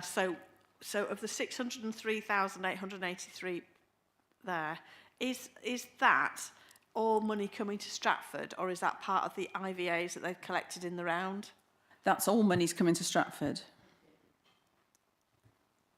Brilliant. Any other questions? I've got Councillor Little, gone sneak in again, please. Sorry, if I may, thank you. Can I take you back to page 7? It's just a general question, I suppose. We have a rough sleepers at the bottom, a total of 2, and at an annual count in November last year, which is a 50% reduction on the previous year, which is good news. We are very rural in this district, so where does the count take place, and does it take into account the many rough sleepers you will find in rural villages as opposed to town centres, please? Yes, in fact, that is due to take place very shortly. It has throughout the year dropped to 0, so it'll be interesting to see what this year's figure will be, and that is across the district. So if I may, just for clarification, when you say it's across the district, yes, I accept that, but do you actually get into the villages, because there's a population in the villages as well as in the urban centres? Yes, that's across the whole district. Thank you. Anybody else? I've got one question, and that'll be it. Just on page 15, I try and work as well as possible paperless, and I noticed that the sheets of paper have been, fluctuated around about 800,000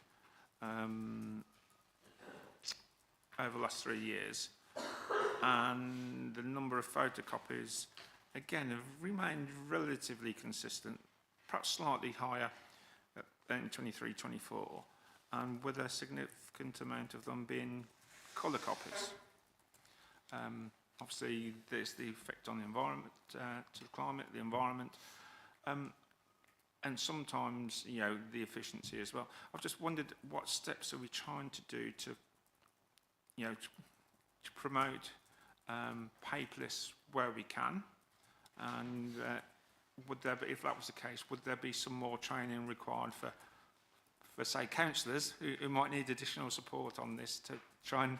I wasn't looking at you, Councillor, you were looking at me then, weren't you?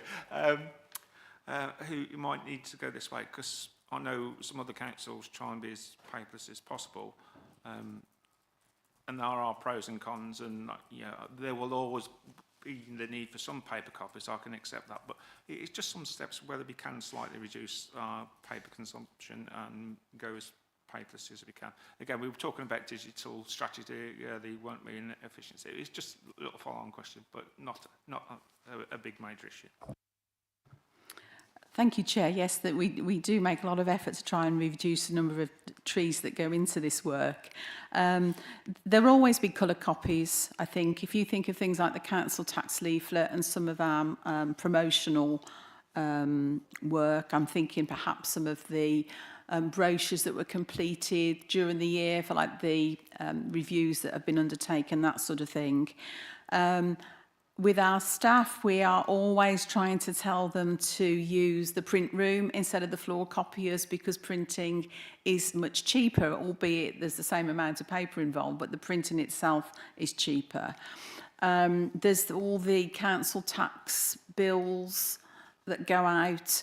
We have been through an exercise of collecting email addresses, but if I'm being honest with you, the majority do still go out by paper means. And I think in terms of committee papers, I have worked over the years with several different software systems that provide online papers and that you can switch between different screens to make your comments and switch back. I've probably, if I'm being perfectly honest, found that there's more effort during the meeting trying to keep track of the different systems and the notes that you've taken, rather than the valuable contribution that might be made if you've just made notes on a paper copy, which probably wouldn't be supported by the digital strategy, but that's just some of my own experience. So I think we can only try to reduce the numbers by whatever means. But I'd like to, well, I probably feel, if hand on heart, we'll never be truly paperless. Yes, at the county, I try and do that as well. And a Luddite like me can just about manage it, so this one. But so the bottom line is that in reducing paper, you're making tremendous efforts to do so. Right then, and moving swiftly on, I can't see any more questions to our guest speakers. Oh, Councillor Little, you sneaked in again. Thank you. Sorry, I'm waiting for others to maybe make different points. Do you have at your fingertips the cost of printing committee papers to members, please? Not to my fingertips, no, but I can try and find that out. Thank you, I appreciate that, because that is relevant, because if you're talking about technology, there's got to be a cost benefit, and that's where the justification would come from.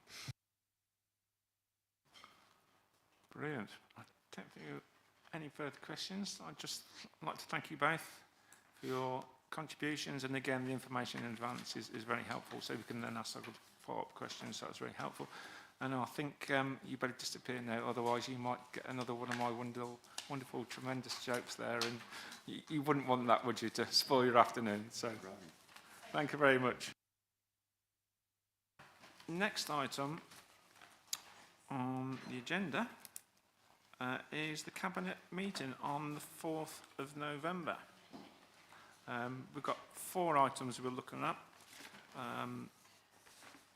So I will kick off on the first one, if you don't mind. And it's the Armed Forces Covenant Pledge. Yeah, certainly I'm very supportive of this. In my county ward, I've got Glarnes House, which is the Royal British Legion home in Southam. and which councillor falls under Councillor Padgeon's district ward.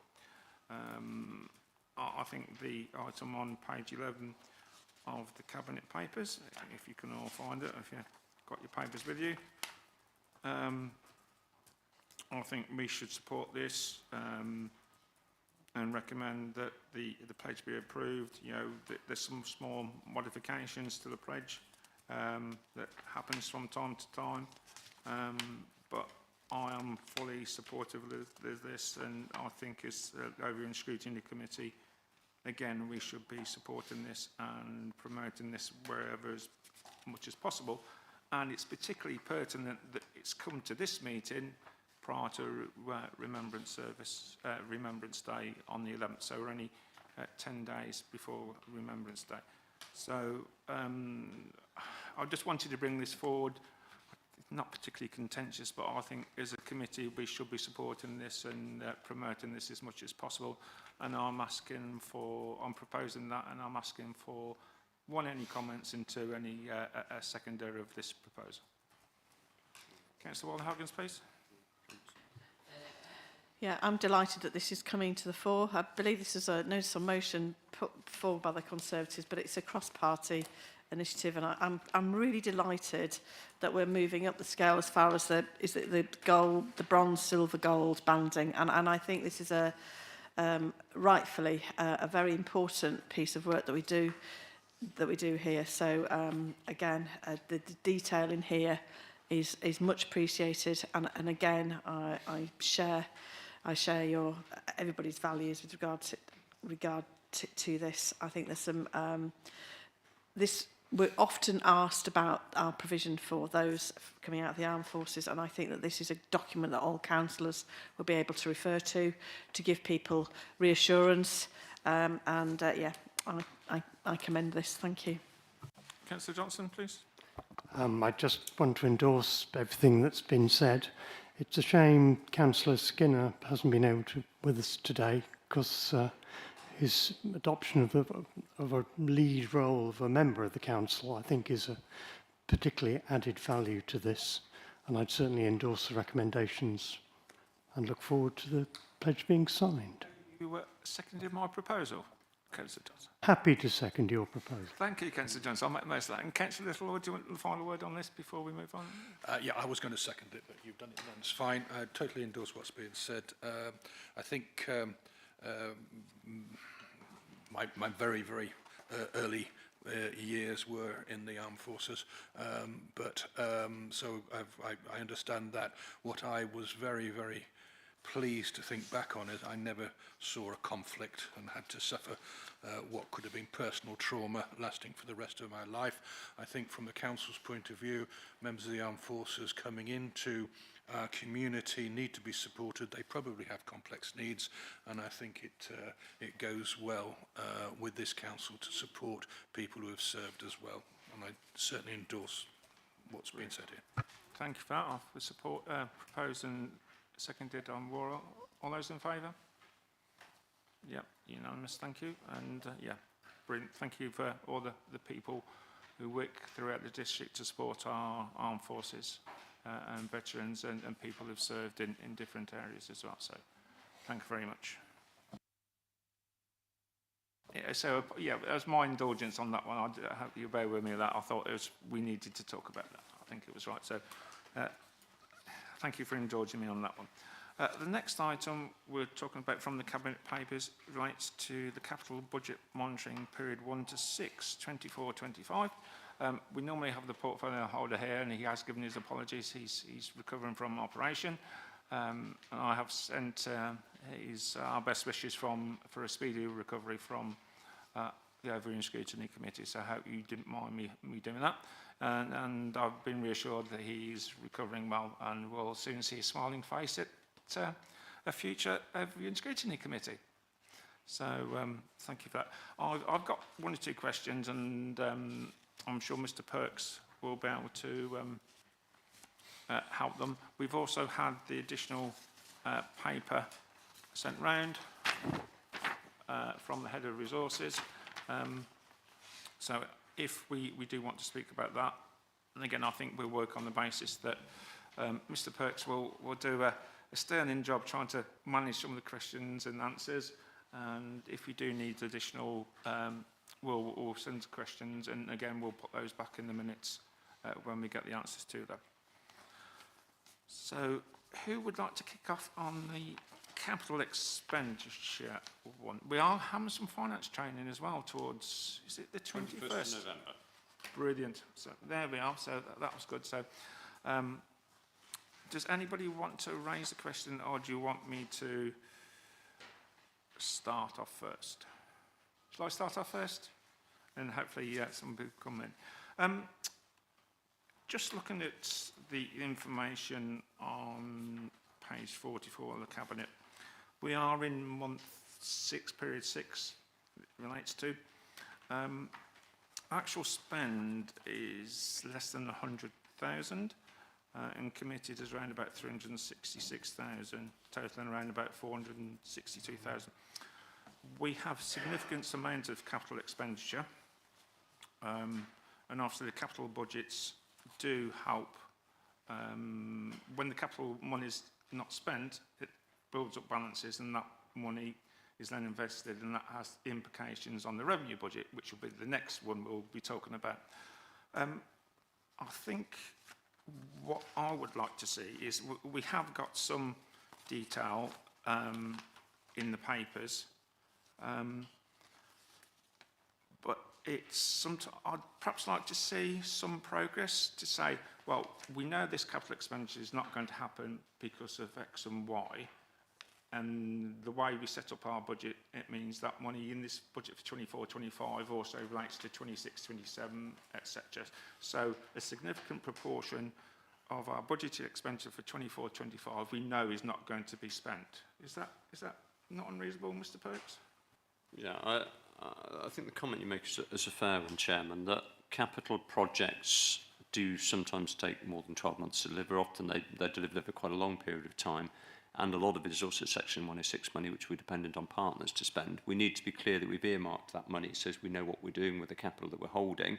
And you're right, whilst we're holding that capital, it is invested so that it's generating a return that ultimately supports the revenue budget that we'll see in the next paper. We could be smarter about sort of trying to put spend profiles against those budgets that would give you an idea about when you actually, once you've earmarked that capital effectively by putting it into the capital budget, when you're likely to be calling upon that, which would give you a probably more accurate picture of what you could sort of generate from it in interest in the interim time, which have to be offset by RPI commitments. But yeah, you could do a piece of work around that if you felt it was valuable. Yeah, I just think if we just looked at the figures first hand, we've spent 96,000 against a budget of almost 8 million, and people hold their hands up in shock horror. What's the council been doing? They've got all this money, they're sat on it, etc., without knowing all the details. So if we can have these details, well, we are projected to spend 2 million of that 8 million in 24-25. Some of that money relates to Section 106 or so contributions, which is going to be phased in over the next 2 or 3 years, and the others relate to capital works that have come across some problems, like the hole in the ground sort of thing. The worst case scenario, you're building a car park in Leicester, and all of a sudden you come across somebody who turns out to be King Richard III, slight exaggeration there, but you're trying to see the point I'm getting to. So if we can perhaps have some details about that, that would be really positive. The other thing I'm slightly concerned on is when some of these allocations were first brought out as part of SIL, etc., or Section 106, the time value of money, and obviously we've had significant inflation rates over the last few years, so will we still be able to get what we originally intended with that money, or will we have to do something differently, or is there some form of inflation we add onto this budget, which I don't think we do, but I'm just making it up maybe, that again we'll still be able to get what was the original intention of that capital expenditure budget. So sorry about that, Mr Perks, there's quite a few questions there. Yeah, and the answer to them is probably yes and no. Inflation is back in the economy, which is something we haven't had to deal with for a while, and you're right. So, money today is, well, certainly money 12 months ago is buying less than it's buying today. You're right to recognise that. In terms of whether we have sort of RPI links on it, some of the money, some of the Section 106 agreements have triggers within them, and the trigger, when that trigger is reached, you pay the sum plus an RPI or a CPI accelerated. So some of the money is inflation protected, some of it isn't, and that's sort of offset in part by the investment that we make it. If we've got it invested and we're making a return on it, that can offset some of the inflationary pressure that we get if we choose to sort of feed that back in. So that's why it's a bit of a yes and a no answer. But it is, you have identified an issue that in an inflationary economy, money is devaluing by holding it. Then we're also held back by our ability to deliver. There's only so much project work we can deliver at a time with the resources that we've got. So it's finding that balance. I do like the number of times you said I was right there, Mr. Perks. So I'll quit while I'm ahead and I'll bring Councillor Wally Hoggins in, please. Yeah, it's a question I asked earlier this week. It's particularly salient to do with the Ellen Badger Hospital. There's quite a large sum of money there earmarked for it to be a hospital with beds. And we still know there's a consultation still out for that. So I'm still seeking clarification, and I understand it may not come to this meeting, as to what happens with that SIL money that's been allocated to help with the construction of the revamped cottage hospital in Shipston, if the beds at the hospital don't go ahead, and how rigorous are we checking that they fulfil why that money was allocated in the first place? Thank you, Mr. Perks. I shall decline the opportunity to be drawn into the very detail of that scheme, save to say that we will ensure that any contributions paid are paid for the original intentions. Thank you. I find that very reassuring. Ms. Lawcock, please. Thank you, Chair. I think it's worth noting, though obviously we don't have the details yet, about the possible impact for this council and also areas that we support about the national insurance rise. We haven't got, obviously nobody has the details yet, whether it's going to affect local governments or whether it's going to affect, say, leisure centre, BIFA, that the cost could come back. I think it's prudent in the budget as it is. We need to have that in the back of our minds, because currently it could affect all councils in a very, very large way. And I think in the budget itself, that does need to be just to be noted. Thank you.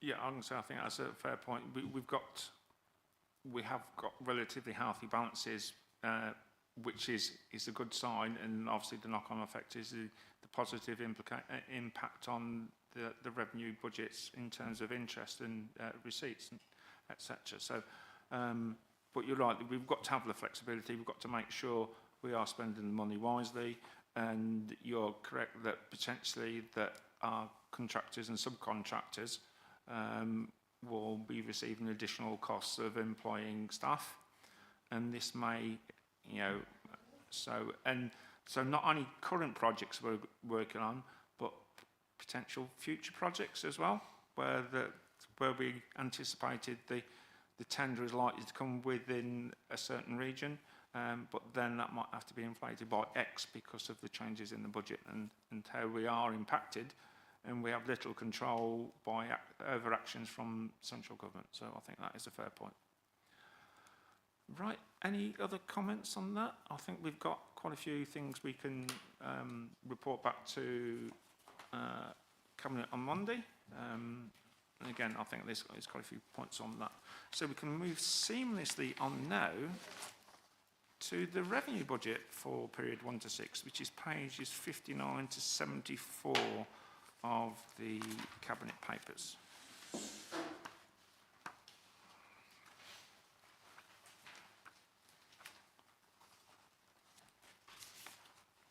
So who wants to come in on that one then? Or do you want the chair to start on this one again, and then you can come in with some additional points? Oh, Councillor Littlewood, well done. Good man. Thank you. Okay.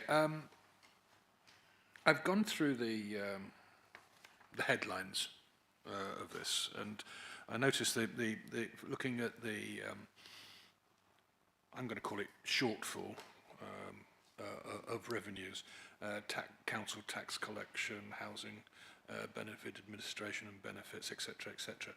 And if we add all of these items up, of which there's half a dozen, 8, they total £570,000 worth of shortfall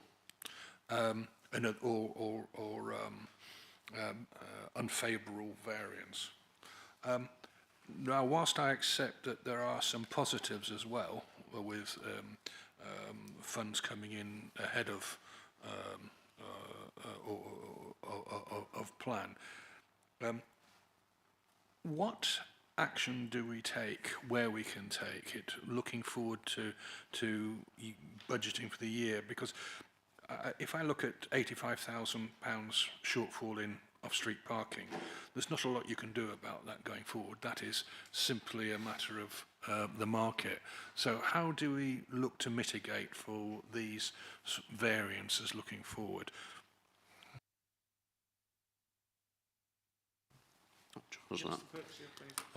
We received the same budget monitoring information that you do as a management team, and prior to it coming to the management teams, our service managers are responsible for monitoring their own budgets and sort of alerting sort of items to us. You're right. What we find across the course of a year is that there are some things that are unavoidable, and parking income is one of those things. There's some influence you can have on that. You could change your parking structure. There are things that you can do, but they don't tend to be quick fixes. They tend to be largely weather dependent and sort of reflect the sort of state of the economy at the time and where people are going. Other things where there are more immediate sort of actions that we can take. We can defer maintenance, we can bring forward maintenance, we can take resource out of something if there's less demand to reduce staffing costs. So we proactively manage it at that level. And then I think the point that Councillor Crump raised, there tend to be some things that sort of perform sort of better than we expected, some things that perform worse. And your overall estimated outturn is still favourable at the moment of 685,000. So I suppose what I'm sort of slightly clumsily saying is that we sort of monitor things, we adjust where we can, and we keep a sort of view on the larger picture.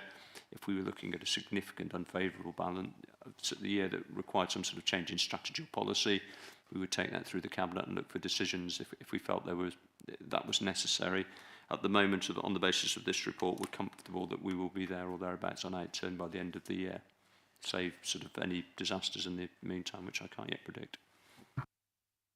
Don't mention the D word, Mr. Perks, please.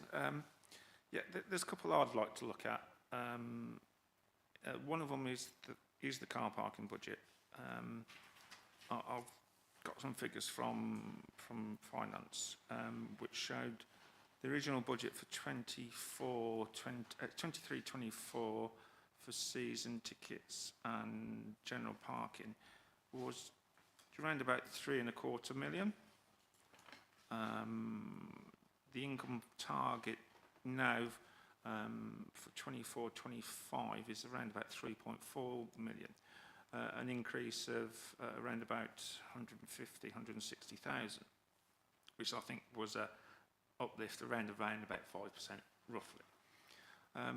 I just sometimes wonder whether, because that is a big budget and small percentages changes do make a difference. You know, a 5% increase on a £1,000 budget is different to a 5% increase on a £3 million budget.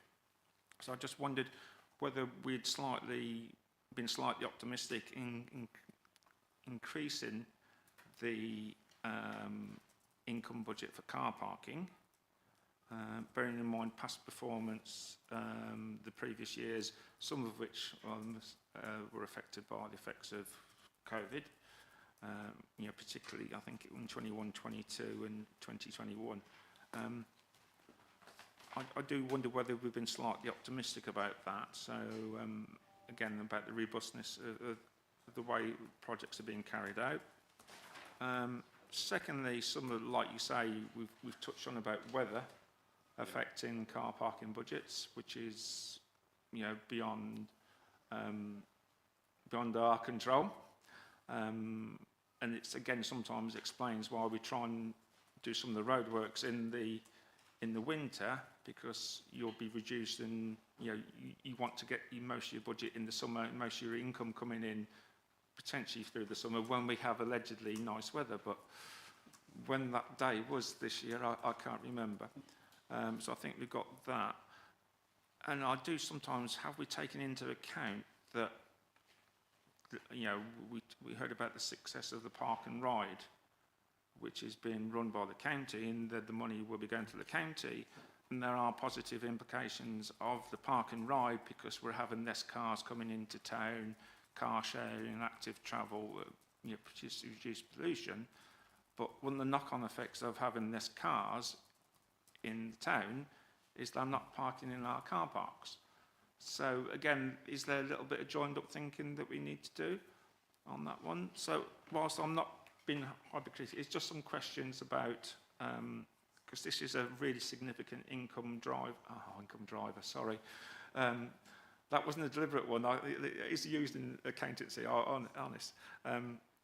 This is a significant income stream as part of our budget. So it is small percentages on a significant multi-million budget do make a difference. So I think we just have to be, are we being pragmatic enough and realistic enough to take into account things that can affect the budget on that one? Okay. On that one, I think the reason that budget was increased this year was because I've just looked up sort of quickly, and I think I'm correct here, that we actually sort of put the inflationary, we don't put parking charges up by inflation every year, we do it periodically. And last year was one of the periods where car park fees and charges were raised. Yep. So I think that would account to the 5% increase in the target budget, but that's obviously related to the sort of number of people that we get as well. You are right in terms of what you say about the sort of Park and Ride and the relationship with the Warwickshire County Council. And at the moment, parking charges are part of our sort of revenue budget, and if they went to the Park and Ride, they would be part of Warwickshire County Council's revenue budget. And we need to balance the revenue budget because that allows us to provide services to the district. So there is a relationship there, and if that problem is to be solved, there will need to be some sort of grown-up conversations about it. Through the budget monitoring, we do seek to sort of keep track of where parking is over the year. We've got a profiled budget on it. And this is one of those factors that I spoke of earlier. If we've got a sort of a hole or a surplus in parking income, so long as that's offset by a parallel hole or surplus elsewhere, the net position is okay. But if we got to the position where we had too many holes or too many surpluses, we would be bringing that back to the Cabinet to say either we need to sort of be reducing expenditure somewhere, or there's an opportunity to sort of increase services somewhere else. So that's the way we tend to handle that. But you are right, there is a lot of interrelationship between them. And with the parking budget, it's a large number, and a small percentage can make a big difference. Again, you are right. Mr. Perks, I know I've got you a coffee today and given you a sweet, but no, thank you very much. And I think, again, if we can bring this out as part of the budget training, that's going to be quite important. Councillor Littlewood, please. Thank you, Chair. Yeah, I agree with Mr. Perks. I mean, budgeting comes out of forecasting, and forecasting is a dark art. It relies on real information. It really does. I mean, lifetime having done it, it's you learn, and then you think that you're on a certain trajectory, and something changes, and you find that the carpet's been whipped out underneath you. I do have one question specifically on refuse collection, however. This is showing a 75,000 adverse variance, and that I find a bit difficult to understand, but on 2 points. A, the number of households is increasing, therefore the refuse collection performance, whatever that means, should have been known. And in the notes it says it's low recycling rebate. I wonder if we could clarify what low recycling rebate is, because I recollect, and I'm happy to be corrected, but I recollect a recent report said that we were probably the best in the country with regards to recycling numbers. Yes, I'm very happy to talk you through that. You are correct. We are in the upper echelons of recyclers within the country, so you're to be lauded for that. The way we deal and process recyclate is the key to the answer to the question. We collect recyclate to the curbside. We take it to the materials recycling facility that we jointly own with our partners, which is called the MRF at Sherborne. And there's a gate fee per tonne which covers the cost of processing that, which is in round numbers £100. It's slightly less than that, but that's close enough. And that's the cost of running it through the plant, hauling the stuff, sorting it, the staff, the materials, running the operation. So that's a fixed sort of fee that we pay per tonne, and we take around about 14,000 tonnes a year to the recycling plant, and we pay for that. Now, against that, we are offset the sort of value of the material that we sort from the plant, which is when we sort the aluminium, for example, that's got a positive value. Sort of paper and card are broadly positive. Some of the materials we collect have got a negative value, but less negative than the cost of incinerating it. And that figure is variable. And what you're seeing in the unfavourable variance is that there's an index called Let's Recycle, which sets the expected value of recycled material, but it's a commodity, so those the values for a tonne of each commodity go up and down, largely related to oil price, to be perfectly honest. And what we found is what we predicted in the budget for the value of that recycling hasn't been achieved in the market so far, largely because the oil price has been low and we've been attracting a lower price to the plastics that we've been able to sell, because once the oil price drops, there's very little market for recycled plastic. If the oil price were to rise again, whilst that would give us pressures elsewhere, it would give us a better value for our plastic, which would improve the rebate position, and the cost of processing a tonne of recycling would be lower. So the 75,000 is reducing effectively it's a reduction in the value of the material that we've been able to salvage from the plant. So hopefully that answers it. Brilliant. Thank you for that. Any other questions? I've only got one. It was to do with the planning income. Obviously, could that be a potential indicator of the downturn in the economy? Are things taken longer to applications to come forward, or has this been expected? It was just out of interest, because I know planning applications can be quite cyclical as well. So yeah, just some thoughts on that. And the risk of once again flattering your ego, I think you do raise a valid point that planning applications can be an indicator of financial performance of the broader economy. It's not quite as black and white as that. Submitting a planning application is getting increasingly expensive. The requirements that you have to submit with a planning application are only really sort of going one way. So it may be that we are having sort of fewer speculative applications because of the cost of delivering it. But you're right that if we don't get sort of applications, we won't get development, and that could have a knock-on effect. The other issue to sort of be aware of in there is that we bank the application fee the day we register the application. Often processing that application occurs over several years, a little bit like we were talking in the capital budget. So it's difficult to sort of match resource exactly to your planning fee income, because you take the payment on day one, and unless we accrue for it, which we don't in the current accounting process, that needs to be reflected. There is talk, I'm not sure we've got as far as a consultation yet, about sort of local authorities being able to set their own planning fees to reflect their costs, and that would have quite significant implications for us. We can bring you a paper about that sometime should it come to pass, but that is an option going forward. And again, I read somewhere recently that our planning department was either the busiest or the second busiest in the region. Was that right? Or might even be nationally, but I think it's nationally. Yeah. So yeah, it just shows things are going on. So I've got no other questions or anybody indicating on that, but thank you very much. And the last one is the Treasury Management Strategy. Again, lots of these figures in there are statutory. They have to be reported to meet the SIFA Prudential Code of Practice. So lots of these things are pretty self-explanatory. The only thing I would notice is, again, we're talking about the interest rates and the amount of money available for investment, and that's linked in with capital expenditure, etc. I do sometimes, it might be, you know, obviously these papers were produced a while ago. It'd be interesting to see the implications of how the current budget is impacted on this, particularly in terms of interest rates, which potentially are expected to not fall as quickly as anticipated.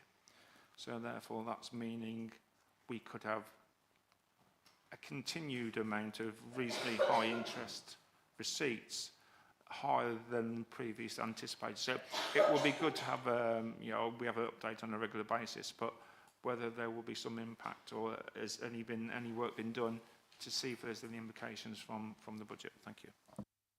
Well, to date, without wishing to be political at any level in this, the two things that we have noticed as an immediate effect for the budget is a raise in the sort of the yield on Treasury gilts, and there's obviously the potential to drive inflation through the additional costs for businesses, depending on how that is either absorbed or passed on. I think, yes, I reread this paper this morning in anticipation of any questions I might get to remind us what we put out. It was produced in good faith by our advisors, but it looks quite out of date already because we have had the autumn budget sort of this week. I think it's too soon at the moment to sort of work out how the markets will react to the budget that's been put out, but those are certainly two areas that we're looking at. I think it's generally accepted that it's probably more likely that interest rates will remain higher or fall more slowly than perhaps we had been modelling for. And I'm sure Mr Burrell will pick that up with our Treasury advisors in the projections we give you going forward. Thank you, Mr Brooks. Councillor Wally-Hoggins, please. Yeah, just a quick question, really. At Cabinet on Monday, will we be expecting to receive an updated report on the implications of the budget regarding national insurance, etc., minimum wage? I'd like to know what the cost implications are for this council, please. I think that's quite important. Thank you. There is no plan to bring a report to Cabinet on Monday. I do agree these issues are important, but to be honest, we don't know the implications of them yet. There's a lot of talk in the, some of this was debated earlier in the meeting, there's a lot of talk in the press, the trade press for local government, that there is to be some protection for the public sector against the direct rise in the national insurance changes in levels and raises in rates. We don't have the detail of that yet. I expect that will probably come to us when we get our sort of annual settlement in December as to sort of the local government finance settlement. We know what the figure is if we had the full implication. I don't particularly want to share it in a public meeting, but it's quite a large number. And there will be potential implications from sort of our third-party providers. For example, I think people mentioned Biffa and Everyone Active. They would be two of our larger contractors. And now, whether the extent to which we will be liable for any of that will be set out in the contracts, and we need to fully understand the implications so we can bring a well-informed paper. But I think at the moment all we could do would be to flag the risks, which are the ones you've mentioned. So I think it would be useful to have the large number, and then that we could have the good news later. So we need the bad news of how much this is going to cost, unless we're exempt from it. I don't think that that's a big ask, and I think that colleagues across the political spectrum in this room would actually welcome the implications of that budget on this organisation, and I don't see why. We'll give that consideration. Councillor Littlewood, please. Just to comment on that, the cash management working group is due to meet on the 11th, and presumably this will be a subject for conversation at that point, and should report back on that. Yes, I'm sure Richard will be updating the cash management working group on that basis. Yeah, I think that's really helpful. Thank you. Any other questions on this one? No? Brilliant. Thank you. I think we've got, again, some points to report back. So that concludes, unless anybody has got anything else on the Cabinet meeting, I'm proposing those 4 items, but I'm happy to pass any other comments on any other items. So So speak now or forever hold your peace, as I've heard somewhere before. No, that's good. And the last but one item on the agenda is the work plan item. And I would like to kick off briefly on this one, and then I'll bring in Councillor Rolfe. I've got to do Councillor Rolfe before I forget. We were talking earlier about highways and transport, etc.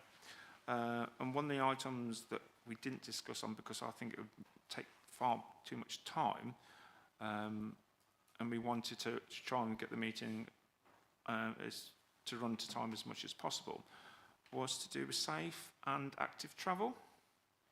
And I know the District Council has a role in the active travel in the district, of course. I just wondered if we could have that as a work plan item. I think we'd have to make sure we spec it out properly. And I will be sending something round to discuss this, to ask for ideas about this for a future work plan programme. So I think it is all interlinked, and we've done about active travel, safe travel, and also the implications already of the park and ride on the council's parking income budget. So I think it is all interlinked. So I would be happy that we put that on a work programme. I would be happy to try and start some work about the specification on this. I just wondered if anybody else was keen to carry on with that. Councillor Keith, do you want to come in, please? And just to say thank you to Councillor Wally Huggins for the paracetamol. So I'm starting to feel a bit better now. Yeah, I think it's a good idea. What I would ask first, though, is to just how does this fit with our sort of transport plan? We must have already some strategies in place and identified, but it's certainly, as I take to the streets more often on my bicycle, I'm very keen to see us encouraging people to drop the car and find alternative active travel solutions for themselves. And it's a particular issue for me in my ward at Long Marston, as Councillor Passingham well knows, because he joined me on a visit to that area, to look at how we can encourage more people away from cars and to find alternative ways to travel around, and particularly into town. And particularly on the way to schools as well, which is another one. So I've got Councillor Passingham and then Councillor Rolfe, please. Obviously I support that we put it on the schedule. And talking about schools and active travel, there's a current application for Shipston High School, which the County Council Active Travel Department have put an objection in that the traffic management plan is not adequate. So I think it would be good to have a greater understanding of the issues involved in active travel and schools in particular. And again, I think we've touched on this theme throughout today, of better understanding. So again, if we understand the situation, be it the budget, be it highways, be it road safety, then we can get that message out to our residents. This is what we're trying to do. These are the barriers. This is what we've got to overcome. What's the funding, etc., and what the implications and any unintended consequences of by putting something in this area. What are the implications for elsewhere? Will people use alternative methods, routes, etc.? So I think we need to look at this in depth. But yeah, if you're happy that Councillor Keith and I start the ball rolling on this, and then we'll talk about how it fits into a future work programme, I would be happy with that. Councillor Rolfe, please. Do you want to come in? I see that on the 29th of November we have the Victorian Christmas Market. Members requested an update as the health and safety planning for the market progressed. Now, I sit on the Market Forum as a Town Council representative. I'm just wondering if this is slightly early, and that we should, one would hope by the 29th of November that everything is in place, and that perhaps in the January meeting we look back on it and discuss it and look at how it went and how it didn't go, if you see what I mean, rather than, I mean, on the 29th of November, we might be too late to make any further comments or suggestions, because it is literally the week later and the week after that. I'm happy that it comes to both the 29th and the one in January to say, Okay, right. just so we've got some reassurance from officers beforehand that, and That's then fine. to come back That's to fine. yeah. So I think I'm happy with both. If committee members Yep, agree. I'm happy. Yep. Yeah. Brilliant. Councillor Alcock, I've got you next, please. Thank you, Chair. Yeah, just regarding what I mentioned earlier on in the meeting regarding social housing and policy, etc., and whether or not, Chair, you would also consider maybe a task and finish group first to go through, because it's not just the one policy, it's the criteria for all of it, I think, needs proper scrutiny into it, and also into how housing associations who come onto the system, because there's obviously various different housing associations, and their criteria, because I have noticed more and more housing associations are coming on and asking for working people only, which I'm not sure quite works with our ethos around social housing. So I do think there's a system, it all needs a proper review. I'm happy to take your advice, Chair. Yeah, definitely, there's lots of implications, and I think because of the implications, it will be a lot to discuss as an agenda item on for a future meeting. So if we've done some task, again, I think we need to do some work on this and how some remit. But I do think that we could then go into more detail in terms of policy and the unintended consequences that Annette was mentioning about the reduction in benefits.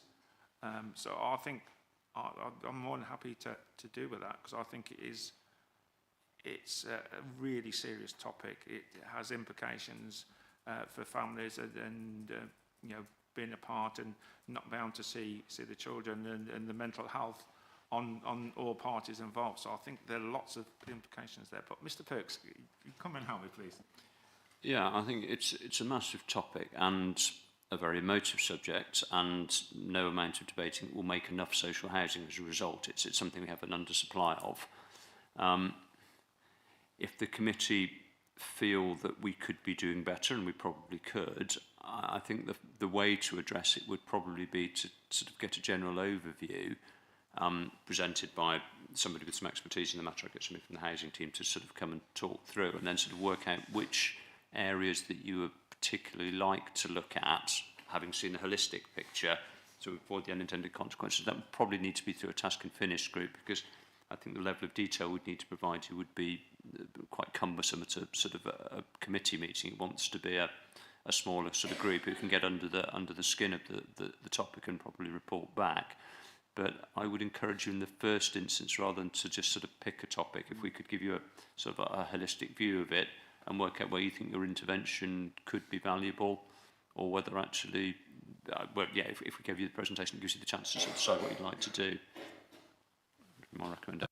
Yeah, I'm more happy with that helpful intervention, Mr. Perks. Councillor Rolfe, please.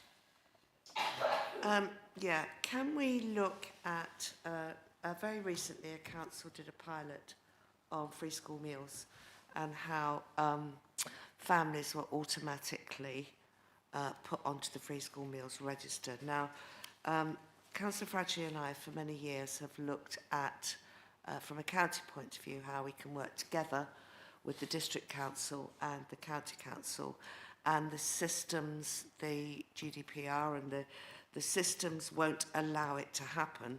And I'm wondering whether we ought to bring it forward and have a discussion, an open discussion, how we can bring it together and automatically register families for free school meals. It can be done. Other councils have done it.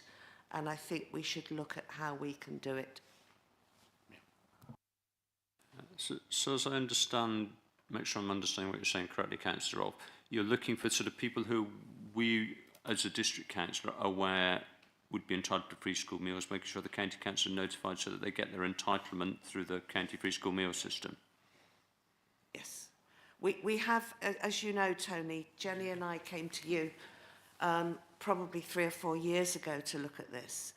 And the system, unless a family asks for free school meals and entitled to free school meals, it doesn't automatically go on the system. But it has been done by other councils. I think if we could task the officers to go to the other councils to see how they've managed to overcome the alleged DDPR between different councils and bring that forward as an item, and then we can then... Yeah. Councillor Wildhaven. Yeah, this is actually quite an important piece of work for many reasons, because it doesn't actually matter if the families don't actually claim their free school meals. The very fact that they're registered for free school meals is anonymous, is a poverty indicator, and it also, which is important for us as far as funding as a district council, but also funding for schools is also primarily done on the back of free school meals. So actually this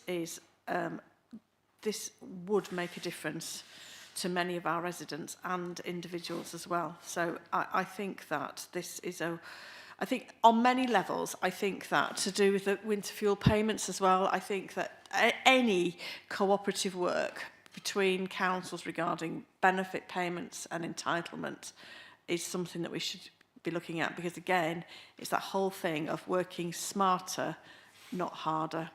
Thank you. Councillor Rolfe? Yeah, if you like, Tony, I could go back, Jenny and I could give you the kind of information that, or rather the barriers that we've come across in the past, and maybe they are barriers that we can overcome as a council by just talking to each other. Yep. I need to, Councillor Johnson, we need to, I need to ask members whether they're happy to continue past past 1 o'clock with the 3 hours.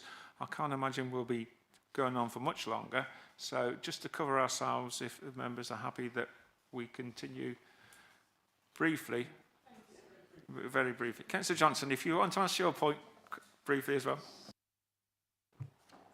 The budget task and finish group. We need to have 3 meetings in pretty close succession between the 10th of January and the 7th of February. And I'm wondering if it would be sensible to establish the membership of the group in our November meeting so that people can plan their diaries to accommodate the meetings in January, rather than have just who might be available next Monday, which seemed to be what happened last year. I'm happy to second that proposal. Do it now if you want.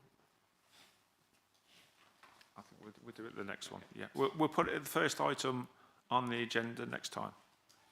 Yep, brilliant. No other items on the work plan. No urgent business. I've not been notified anybody, and I declare the meeting closed at 12:58.